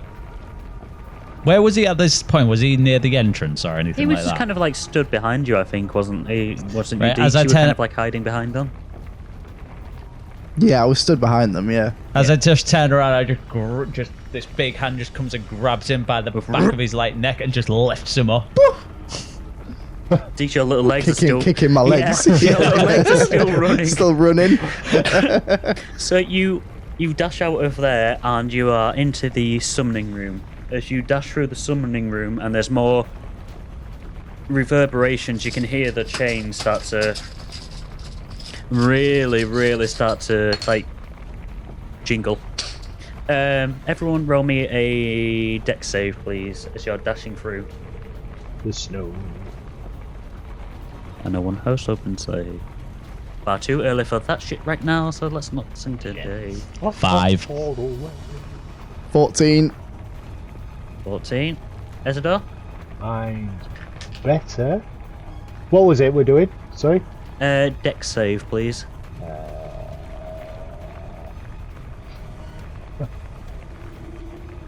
50. I was going to say, it's a bit too late for me if this is going to fail. Can I just chuck Dix? Like in front of me? Roll me a strength check then, please. I'm going to let you try that. That's an 8. You kind of like, as you hear this, you feel a sudden intent onto your shoulders as another chain smashes into your shoulders. You reach forward to try and let go of Deke so you can like kind of slide through the door, but you fumble it. You kind of like hit him as he does. Dix, however, you kind of, with your roll, you not a perfect somersault, but you manage to gain enough momentum that you land on your feet, you stumble forwards, and you're still able to keep running. Scurry. Ezador, you notice as you're passing by, one of the chains just next to you as one of the other ones hits Gregor in the back and sends him stumbling. Amris is able to continue just running, like past most of the area. So is someone knocked down, prone? Gregor he's not knocked down fully prone, but he's taken a stumble. He's almost fallen over. Right, is anyone in front of me, or am I in front of everyone? Dix and Amrius are in front of you. Right, but Deeks haven't been knocked over either, have they? No, you can't eat Dix yet. No, I'm a Ezador now. Oh yeah, of course, yeah. Dix is still fine. I'm just gonna keep running then because I hadn't seen it. You'd be hammer, right? Okay, Gregor, you kind of stumble as you see the other three almost reach the door. Roll me another dex save, please. I am gonna turn around when I get to the door to see if we've got all the parts. Okay. So yeah, you three have reached 9. the door. Again, another kind of like a chain just straight into Gregor's face this time and deals 4 points of damage as it kind of like splits it splits the side of your face open near your eye. It's not enough to really cause damage, but you're bleeding from your like left side. It's quite a gash. I just scream a bit. Just. So the three of you are now there, and there is more chains starting to fall down. Gregor, do you continue trying to run through? Yes. One more dex save, please.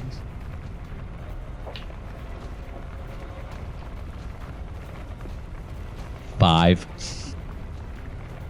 Half blinded now, you continue stumbling through. You're not even running so much, you're just kind of walking as fast as you can, and another... As this time it hits again and cuts straight across again on that side of the eye. You've now kind of like got an X over your eye. One directly down, one at a slightly diagonal, towards the outside of your face. It deals 10 points of damage as it cuts deeper in. Right. Can I do a blade ward on myself? You can, yes? Extend your hand and trace a sigil of warding in the air. I have resistance against bludgeoning, piercing and slashing, but bludgeoning probably more important. And then I'm gonna make my way to him. At this point, he's only about 10 feet away from you, to be honest. So yeah, you can just kind of reach out. If you roll a strength check to get to him. To pull him in, sorry, should I say? Yeah, basically just to get him and then pull him to the door, really. Yeah, essentially, yeah. Ooh.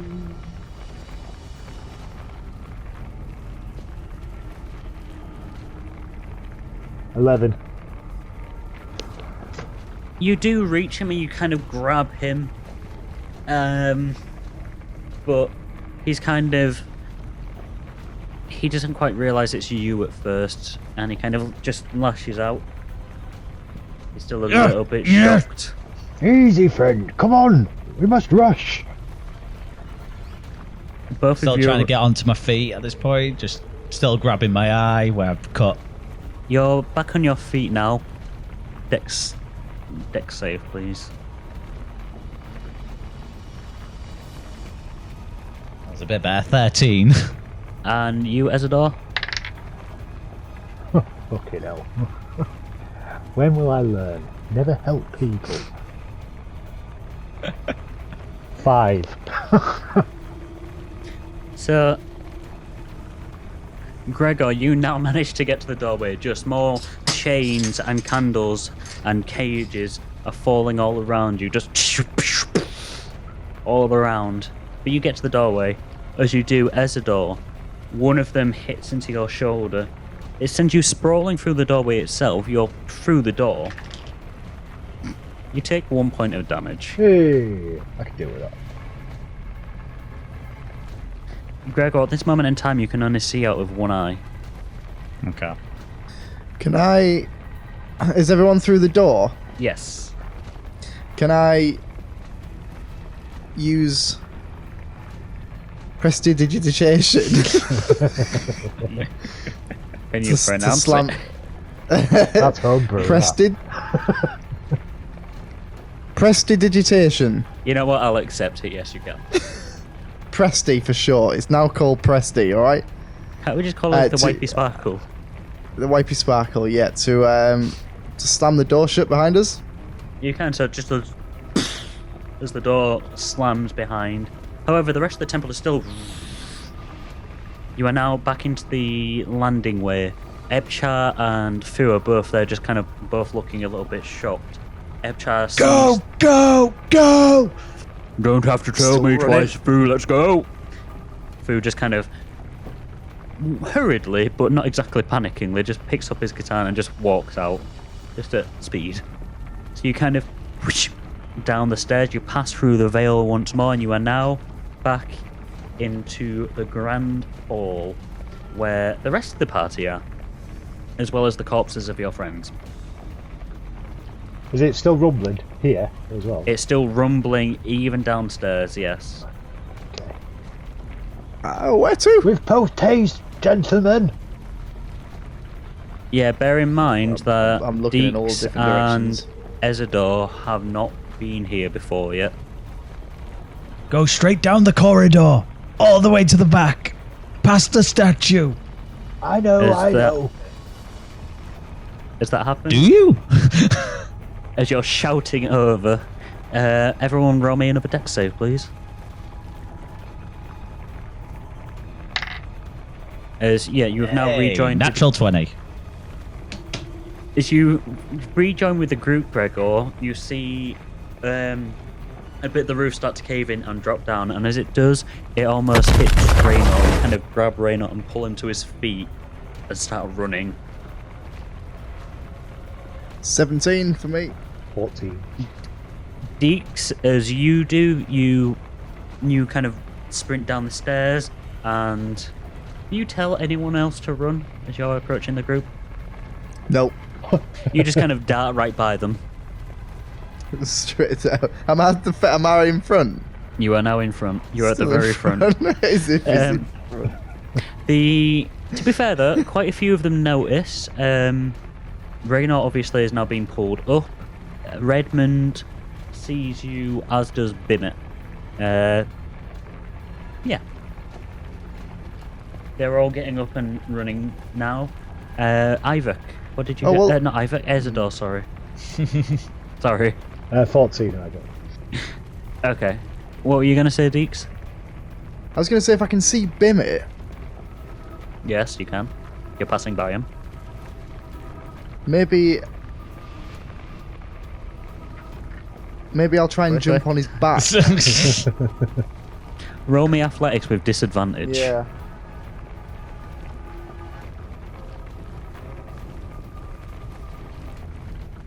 A 14, did you say, Ezador? Yeah. As you do, you slip down the stairs a little bit, but you keep your footing and continue running straight down the centre. Can I just turn to Amrius and just say, Amrius, the bodies! Very well. Ebchar, make sure that you and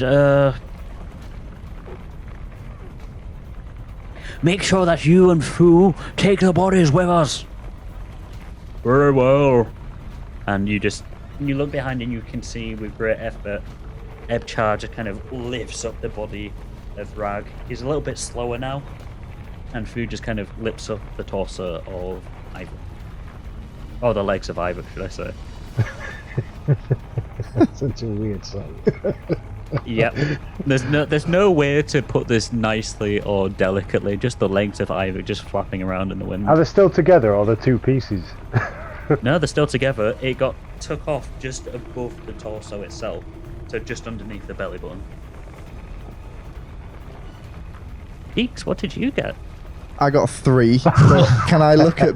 It's gonna bite you. Can I look at Bimit with a bit of sad eyes? I really need help. As you go here. falling past his face. You can, but you kind of jump up to get to him, and as you do, he raises his tail and just like into the ground. You look up at him with the sad, desperate eyes. Bimit did not say a little gnome could ride him. That is an honor only for kin. Okay. I need some help because I can't run as fast as everyone else. Please. Little gnome seemed to be doing just fine before. Little Leader gnome of was pack. running. Little gnome was running out of stamina. If little gnome shows Bimit that little gnome can lead the pack, then Bimit may believe little gnome is worthy. Is he starting to gallop? I don't intend to lead the pack. Then no riding, Bimit. Is he galloping away now? Just like Hold on turning to his leg. Hold on. He doesn't notice you grabbing onto his leg. I just saw that. Just keep on it as it's moving. I just saw that proper anime style as you fall past his face, you know, with like teary eyes. Like, Please. But yeah, you were all managing to make it through the Great Hall with relative ease. There's a couple of...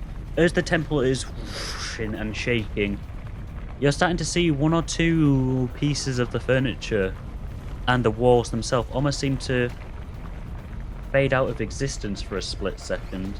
And then they're back into the existence. You look down at your hands and you can see the same thing happening to you. However, you all managed to pass through. You are all now passing through the little hallway that is all lit up. And you are passing through the big double doors with the 2 statues on either side. Can everyone roll me a quick investigation check though, please, as you're running down the hallway to this room? 6. Dix, you are concentrating far too much on keeping hold of Holding on. Bimit leg. Yeah. Bimit's just like, Bimit feels like Bimit is running slightly slower than usual. Oh well, Bimit must just be Keep his head scared. down. 14 for me. exactly the same for me. 14. So as you all move through the wooden doors, the large wooden doors, and you pass the 2 statues on either side, and as you're starting to approach the font, wishing to kind of like pass by and finally leave this fucking temple, Gregor and Ezador, you notice that the lights behind you have all started to go out. Every brazier is extinguishing as you pass, and you all have now reached the center of this room, and the room is now dark, completely devoid of light. Behind you, though, you hear 2 flames ignite with a whoosh, as well as the unmistakable sound of clinking armor. The air becomes insufferably heavy as the footsteps get closer and closer. A figure clad fully in black metal armor starts to approach and then stops in the doorway, lit only by the 2 sconces now casting the familiar sickly green glow across them. A tattered red cape flutters behind them as they stop. As you stare at this creature, the armor itself seems to instill a sense of fear in you, the void blackness of it drawing all colour from the room. The edges of the armor seem impossibly sharp, especially around the elbows and knees where it seems to spike outwards, around the arms and the knees. Their feet, too, are covered in this armor, so immaculately crafted that it almost seems to be a single piece. And the armor that is covering their chest seems to have a slight lightness to it. But rather than to alleviate fear, it is instead simply highlighting the detailing of thorns that seem to wrap all around its chest before converging around the heart, or where a heart would be if this creature had one. The face is covered by a helm. It's blank, completely blank, a slate where no emotion can be derived. The only window to the creature being the helmet. The only window to the creature behind the helmet are two small slits where eyes should be. Even so, the eyes aren't really visible. Instead, it's just two tiny red dots and an odd green fog that is starting to peer out. He takes another step towards you. As this is happening, I'm guessing everyone got to the end at this point. Yes.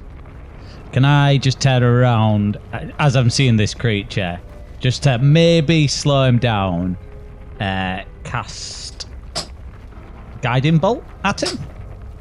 You start to form it in your hands, and as you do,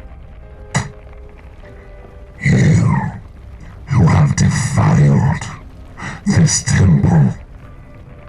You who made an agreement and reneged. You have broken the bonds between God and disciple. A sacred vow was taken and severed. All but one have insulted my master. The Merclite amongst you may pass. For those who have insulted my master, the price must be paid. roll to hit, Gregor, as you use your guiding bolt. As he's saying this, I go, well, I'm not one for following rules. I'm just going to launch this into him. Roll to hit. I'll just say, I make no such bargain. That is 21. That does hit. Roll your damage. It's nice 5d6 radiant damage. Fair enough. 7, 8, 11,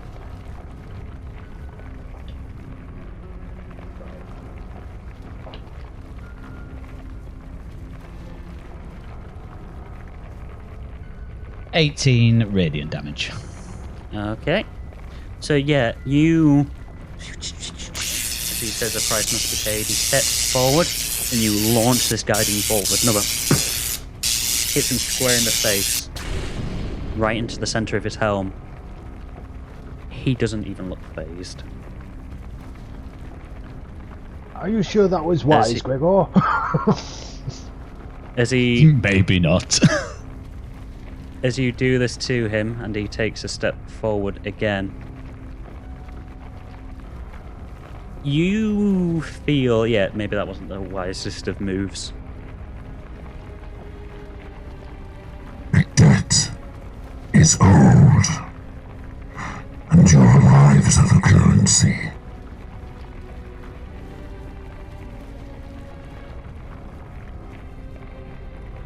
Slowly starts to raise his hand forward. Oh, I'm going Slowly to raises his ready hand action. forward. Okay.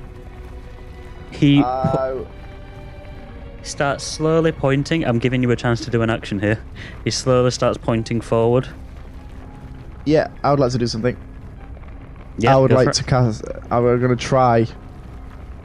How far away am I from him? In feet, say. less than 50 feet. Okay, so I would like to try and cast hold person. Yeah, can I ready an action as well? Yeah, go on then. Hold person, go for it. Yeah. So make a wisdom of 15. Save.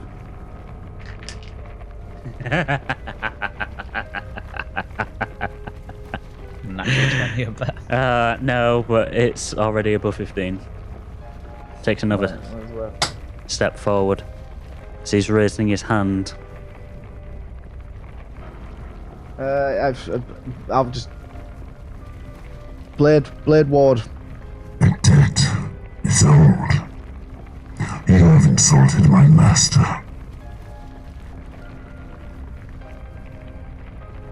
Blade Ward.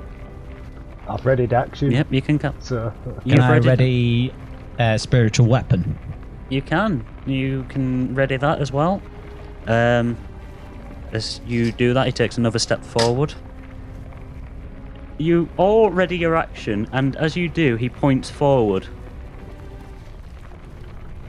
The debt is owed. Your life's a currency.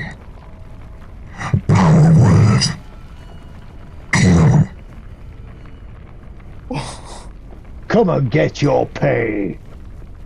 Do you all remember, right at the very beginning when you entered the temple, I asked you to roll some dice? Oh, I can't remember that far back. Maybe you want to look in the Discord chat. The three of you have rolled rolls. Oh, shit. Fuck it, I scrolled all the way to the top looking for I got that it here, Shrek Josh. photo. Ezador, do you have it loaded up as well? I don't know. 2. Yeah, that's what you got. Okay. I got 3. Well. So 3, 2, and 9. Okay. As he raises his finger forward and he utters those words which are probably going to change people's lives forever. The three of you look around, wondering what the hell has just happened. Nothing seems to have affected any of you. You turn around. You see Ebchar and Amrius both seeming fine. You see Fu and Redmond seem fine. Dravlan has... Pardon? Not a bit, mate. Dravlan has walked across towards where the where this figure is, and passed by without any form of stopping from this figure. Raynor is fine. Dix, holding onto this leg, you can feel the pulse just...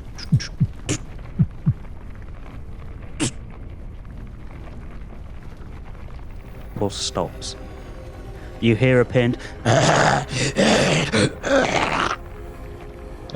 Bimit raises up on his hind legs, throwing you off of his legs. Kin, run.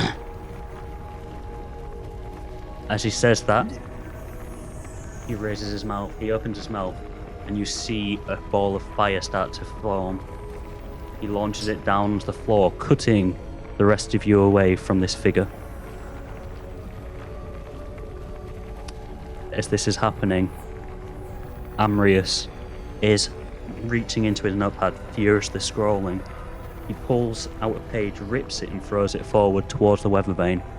And suddenly, a portal opens. You can see in front of you Bimit just roaring out flame, fighting against the dying embers before another. The flames get weaker and weaker still, and then suddenly there's almost like a split second where his flames seem to splutter. He stops, he stumbles forward. Kin, run. Bimit! I'm gonna run towards the portal then. Dix, you get to the portal straight away. You're the first one through that fucking portal. Raynor, How close am I to Bimit? you are pretty much next to him. He kind of shit.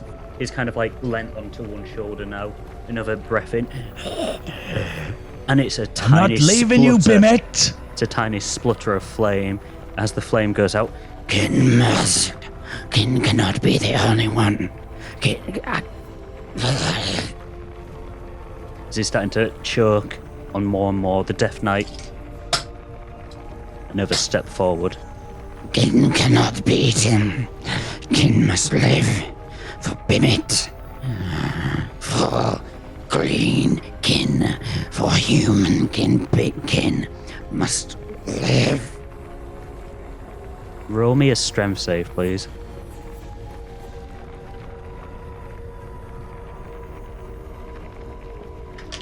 That is 16.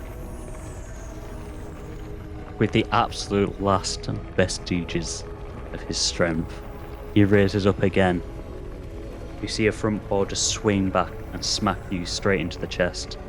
It sends you flying back into the room. And as he does, Bimit tries to raise up once more, but then another lifts onto his hind legs and then just falls flat. No longer breathing. The Death Knight, Bimit! Seeing the dragon fall, he takes another step forward. The debt is still owed. Where have I been flinged again? You're like at the back end of the room. The portal is next to you still.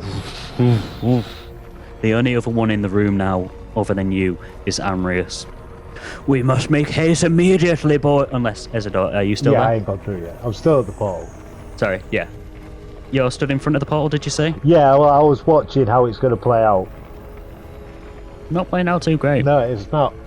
I am gonna grab, as long as it's not danger to myself, Gregor by the shoulder.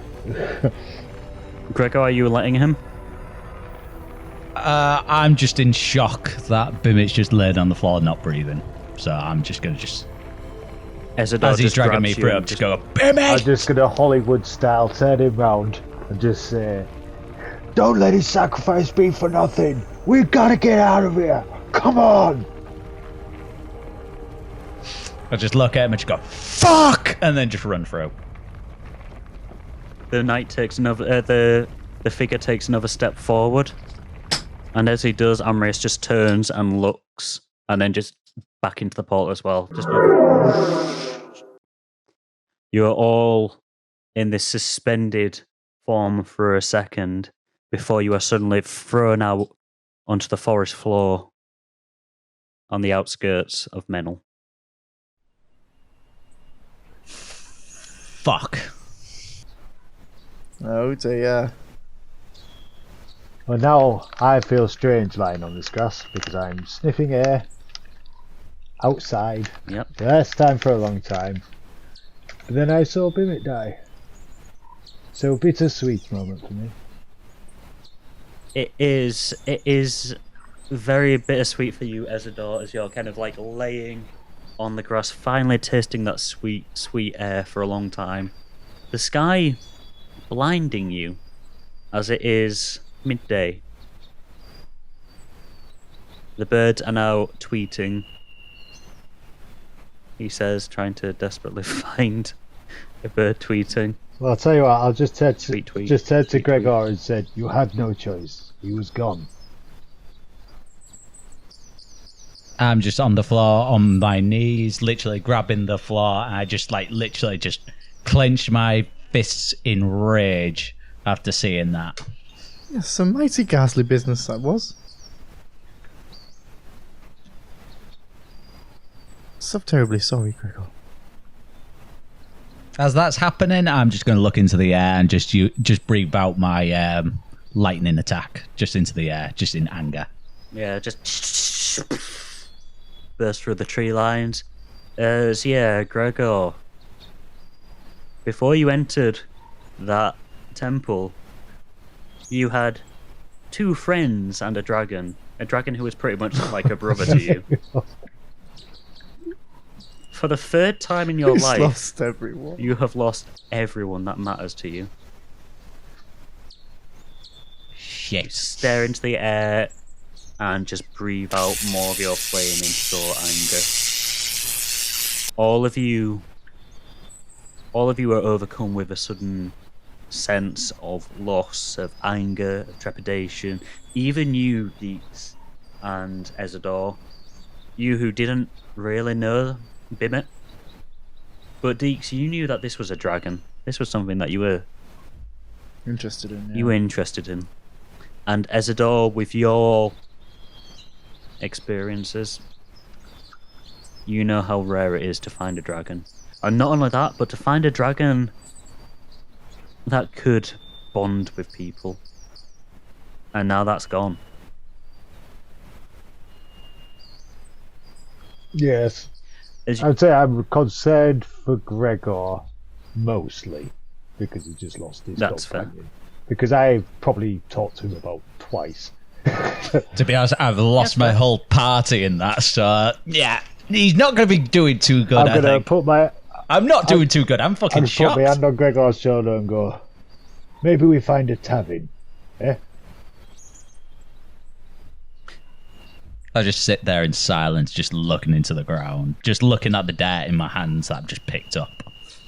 Gregor, you're finding it hard to focus on stuff, and I hate to do this to you, but I need you to roll me a perception check, please. Oh God, Because you were all running.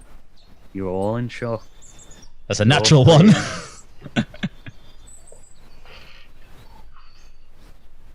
You die of heartbreak. Probably. I've lost all my companions. Mm-hmm.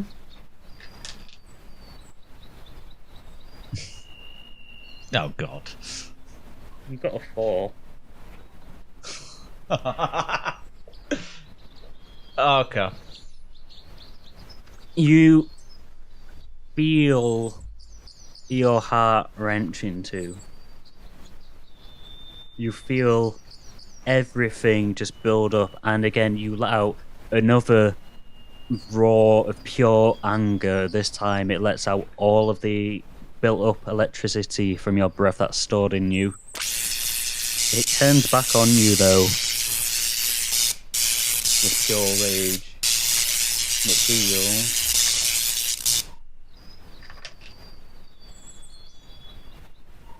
30 points of damage. Oh, 30. 3-0. And as this electricity courses through you, Do I get a defense on electricity as well? Lightning? yes, you do. I got a resistance. Okay, 15 points then. Oh yeah, just enough. As you do, you start smelling cooked flesh.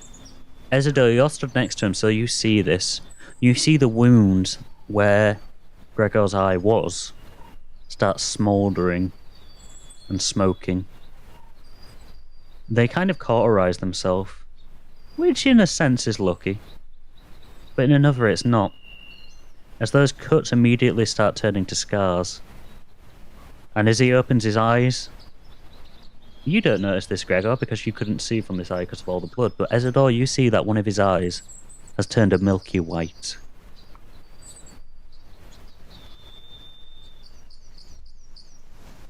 Yeah, Gregor, you now have a permanent disadvantage to perception checks, sight-based. Oh. Yay. I'm just like still in shock. I don't even feel the pain. It's like I'm still on the floor, still. Didn't even let out a single moan or anything like that. I'm just letting this pain just wash over me. I'll be Gregor. Take it from a man who has had his fair share of losses. Just take it. It's all about moments, and in this moment, just stand, and then the next moment, just walk, and we'll go and find ourselves a jolly good tavern. As nice as that was, Gato, it's like I've just been hit by my own lightning, and you just go, look on the bright side. Let's get wankered. Yeah. You've lost everyone you care and love about, and now your own powers are turning against you, but you know what? Alcohol. It's all I've got. I just...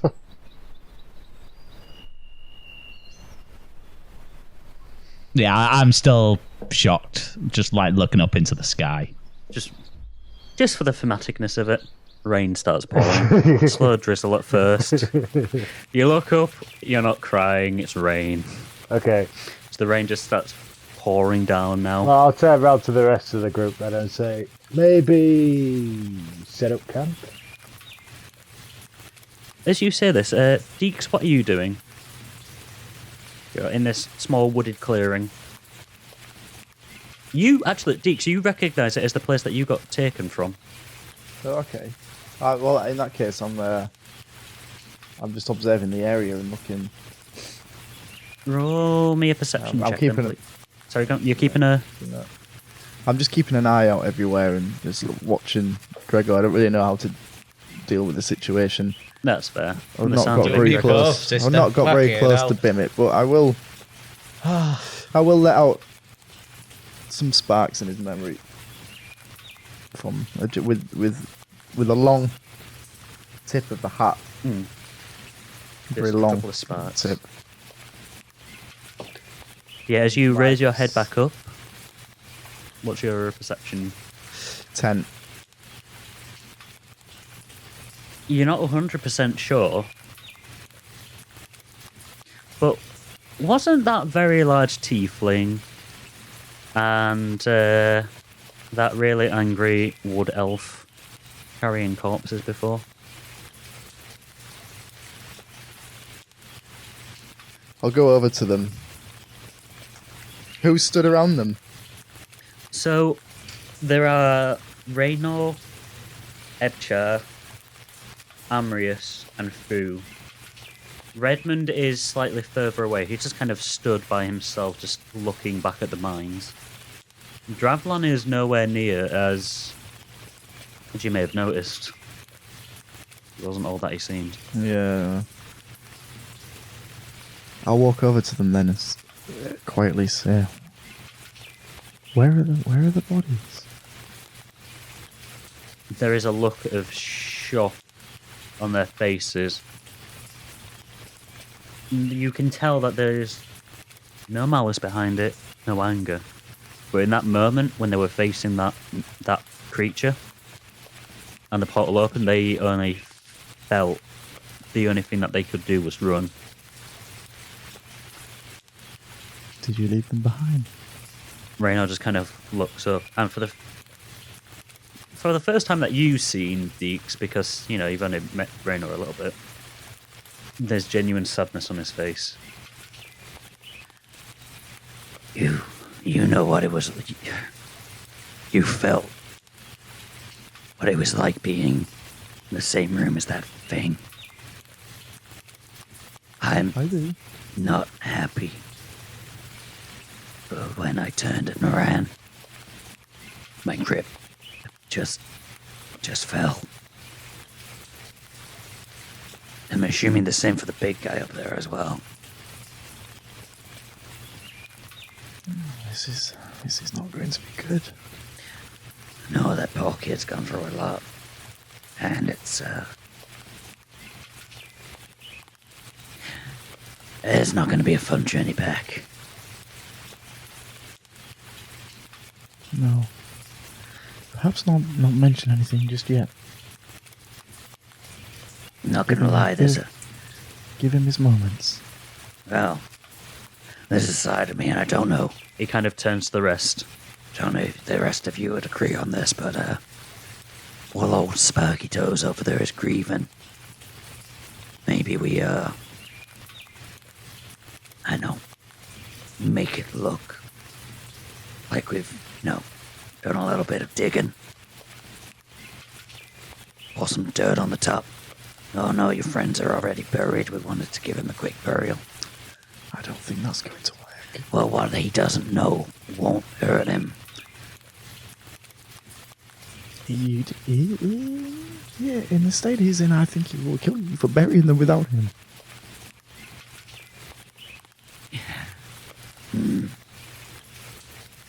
Make a good But it's point. Fu, how about you tell him? You tell him Fu liked you.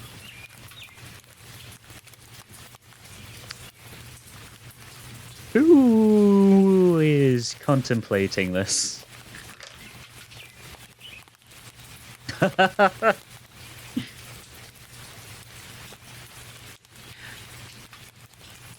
Dix, can you use your magic to excavate? I'll have a word with Gregor.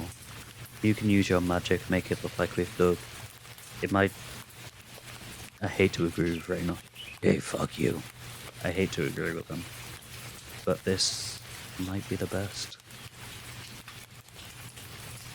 He needs some form of closure.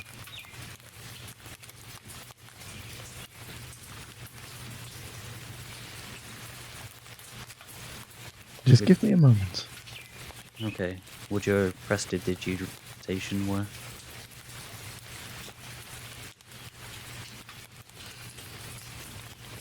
Would the DM allow the prestidigitation to work? Who knows? I'm taking a moment to decide whether I actually want to participate or not. That's fair.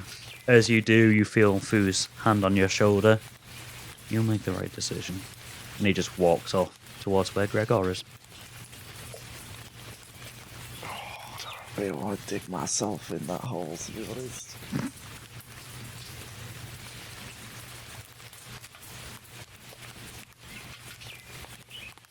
I'm still looking up at the sky, just Rain falling. just in my head, just going rag, Ivok, Bimit, like, and everyone that's like that I've lost. All of your threat, everyone, your family, Edgar Morrow, everyone.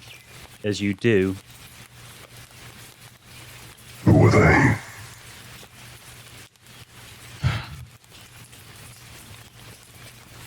Family, friends, comrades, people I couldn't save. Always difficult when you lose them.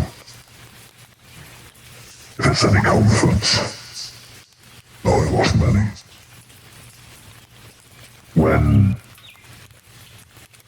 the being that would become Meloncall made me, he'd lost the love of his life days prior. In a way, in a way, we're not so different. No, maybe not. Keep the anger in your heart, Gregor. Use it for what comes next. I just take a deep breath. I just stand up. as you stand up, As I stand up also, I just rip a bit of a cloth from my, whatever I've got, and just tie it around one of my eyes. So it's like, is it completely thingy shut? no, it's open. It's open. Oh, but it's you've open. got such a cut down diagonally across towards the outside and downwards. It's cut into the eyeball itself. So your eyelids still work, but there's a large gash out of them. Yeah, okay, yeah, I'm going to cover that. I just give it a feel just to see how bad it is, and then I just wrap this thing just around. So it's just covering my eye. Yeah, you now have a badass cloth wrapping covering one of your eyes. As you do that, Dix, have you made your decision yet? Yeah. I think the only way I can do it is try casting Mage Hand Okay. and send the hand out and just have it really quickly do. But I want it deep. I want it real fucking deep. Okay, I will roll for that. Your mage hand just invisibly two perfectly rectangular holes 13 feet deep.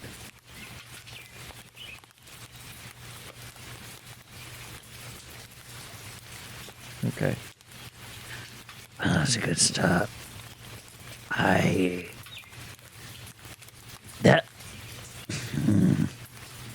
Not sure how to do this. We need to make a noise, essentially, to be all like, oh, hey, something just fell in there. Dukes, I hate to put this on you again, but that thing that you did when we were fleeing the temple, when you slammed the door shut, could that do noises as well? It can. Could you, and I hate to put this upon you, do not worry, I have already discussed with Ebchar about giving you the cut, you and Ezador, of course, the cut that would have originally gone to Ragnarok and Iva. So you'll be recompensated for all of this. But would you be so kind as to make a thumping noise from the holes? Then we will cover the holes up quickly and let Gregor grieve. Very well. Okay, so cast Prestate. Rest 8. And you just hear a... Gregor, as you stand up, you just hear a... And then I'm assuming the quick of dirt back on top. Yeah, Presty again with a faint of wind by each side coming from the left and right hand side of me as I'm stood in the middle of these two graves. Just the wind to blow the mud and the soil back over the top. And the hand just patting down as it goes around. Yeah, Gregor, you see the ends of this as the graves have been filled and patted down. And I'll take a bow once again with the hat. Yeah, I'll walk towards the graves. Yep. As this is happening, you see that everyone else is now starting to set up camp around. Can I play my? Just, tents and stuff. And Can I play my flute? So you can. If you have a flute, yes, you can. Roll me a performance check, please.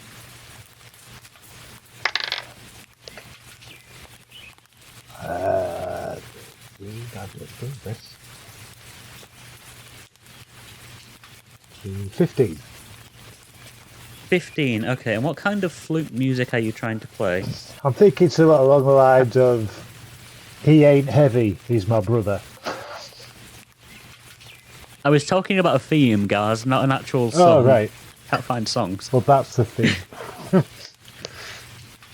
Sad. We'll go for sad. Like respectful. Funeral music. Alright. Let us see what this sounds like. He says, definitely not winging this. I was going to say, has anyone seen Red Dwarf right at the beginning? Yeah. I'll see you later, alligator. Wow. Yeah. So long. Good night. Goodbye. Ezador, you start playing this definitely not optimistic music. Yeah, Coogan, you are meant to be upset. Yeah. You're meant to be heartbroken here, Coogan. Oh, I'm very heartbroken. If you are stood at the graves of your two friends. Right. I just reach in my pocket some grade. What is it? A jade pair of dice. And I put that on. Do I know which is Rags and which is Ivox? I'm walking away at this point. Nope. Yeah, Dix has just walked away. He is now, I'm assuming, Dix, you're setting up another tent as well? No, No, you're just walking away? just walking away, yeah. Who's at the grave? No one at this point. It was just Dix basically patting down the grave. The rest of the expedition group has started setting up tents, trying to make a campfire. They're all doing it in silence. A bit difficult to make a campfire during the rain, but they're doing their best on it. Right, okay. Alright, screw that then. I'm gonna pull out my last bottle of fine wine. Oh no, Yeah. I've got two actually. Okay. I've got 2 bottles of fine wine. I just open one of them and just take a big gulp. And then I just put it, and then just pour it on both the graves, and then just put it like right in the middle of the Okay. graves. And yeah, the rain continues to fall as you place this bottle there. And I'm assuming just make your way to the other side of the camp. No, I was going to say, like, Okay. we didn't know each other for too long, but I was starting to like you guys. Goodbye, Rag. Goodbye, Ivok. I just take one big sigh. I'm sorry, Plinth. And then just walk off. Yeah, not gonna lie, Vim's death hurts the most out of all of you. No offense, guys. Yeah, as you walk off, you all spend the rest of the night just trying to get some peace, trying to eat, trying to sleep. As you sleep overnight, you all start to feel yourself somehow, after all of the ordeals, get that little bit stronger, a little bit faster, a little bit wiser. I was trying to remember the Daft Punk songs there, the Daft Punk lyrics there, but I could not. But nonetheless, you level up to level 6. Whee! Yay! Oh, it's alright. Hey, fantastic! Who's Vivid again? Is this a long rest as well? It's a long rest, as you are all starting to rest up for the next day of travel back to Salt Harbour.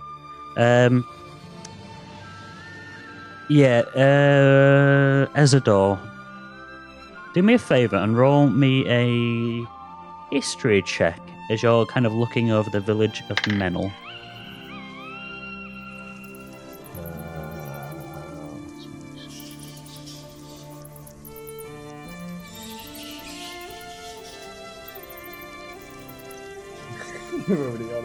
Yeah, but I've already done it. 15. Jesus.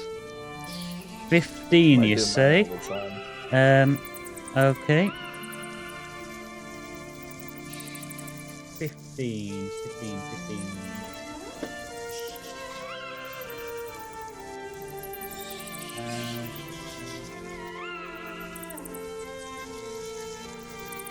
It's odd to you that at that base of the mountain, that mining entrance is open. Yeah, You find that very odd. it is slightly odd. Do I find any of the tools or architecture or anything unfamiliar? The village is much more built up than it ever was. There was only 1 or 2 houses there when you last remember it, whereas now it is a relatively thriving village. Especially that big metal tank that's stretching up the mountain, that definitely wasn't there. Alright. Hey, something doesn't seem quite right here.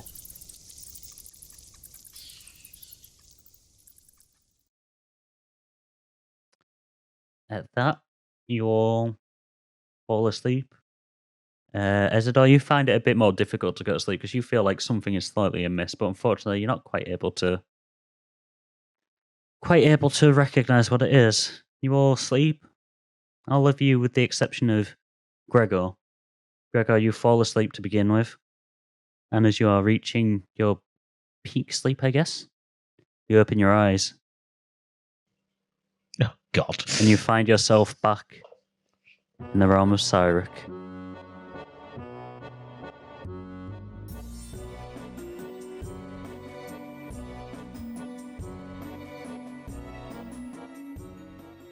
Hi everyone, Tom again. Just wanted to say a big thank you to everyone who has watched and listened to this one. As you may have guessed from this episode, it is the last one of this arc, but that doesn't mean that we're going anywhere, as next session begins another slightly smaller arc, and having already recorded a few of them, it gets weird. This episode has featured JB as Dix, Coogan as Gregor the Last, Gareth Ryan as Ezador, and Tom Crabbe as the DM. Intro, midpoint, and outro music were, as usual, provided by JB, and editing and sound mixing was done by Tom Crabbe. This episode has also featured some absolutely stunning tracks and ambiences, so if you liked what you heard, check out the description for the links to their tracks, and of course, a big thank you to the following for allowing us to use their creations: Adrian von Ziegler, Alexandr Nakarada, Alexandr Zhelanov, Kevin MacLeod, Music Restored, Survival Spheres, Sword Coast Soundscapes, The Seventh Midnight, and Vivek Abhishek. RollCast is on Facebook, Twitter, and YouTube, You can find us on all of them using the handle @CastThatRoll. So if you've watched this on YouTube and you like what we do, like the video and drop us a sub. It apparently helps with the algorithm. We've also got all of our previous episodes up in our Season 1 playlist, so again, why not go through it, catch up and give them a like as well. Our Twitter and Facebook has information about upcoming episodes, clips from the latest episode, and very soon, lore and behind the scenes facts. Again, you can find us on Facebook, Twitter and Podbean, all on the handle @CastThatRoll. Don't want to watch but still want to listen? We got your back. Look for RollCast on Spotify, Amazon Music, Podbean, Good Pods, and all other podcast platforms. Or, alternatively, add our RSS feed so you never miss an episode again. Thank you again to everyone who has watched or listened to this episode. I really hope you all enjoyed it. The actual temple part of this arc took a long time to plan and to develop, so seeing it finally be all over is a bit odd, but I am very excited for what we've got coming up for you.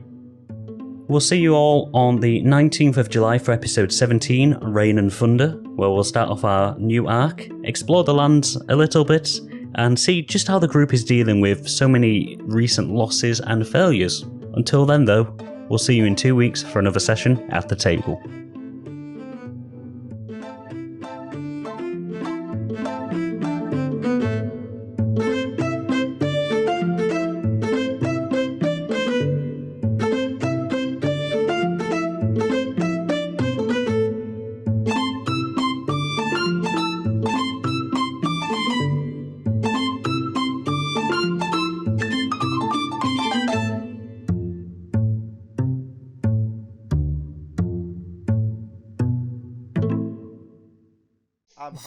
I'm wrapped around Bibbit.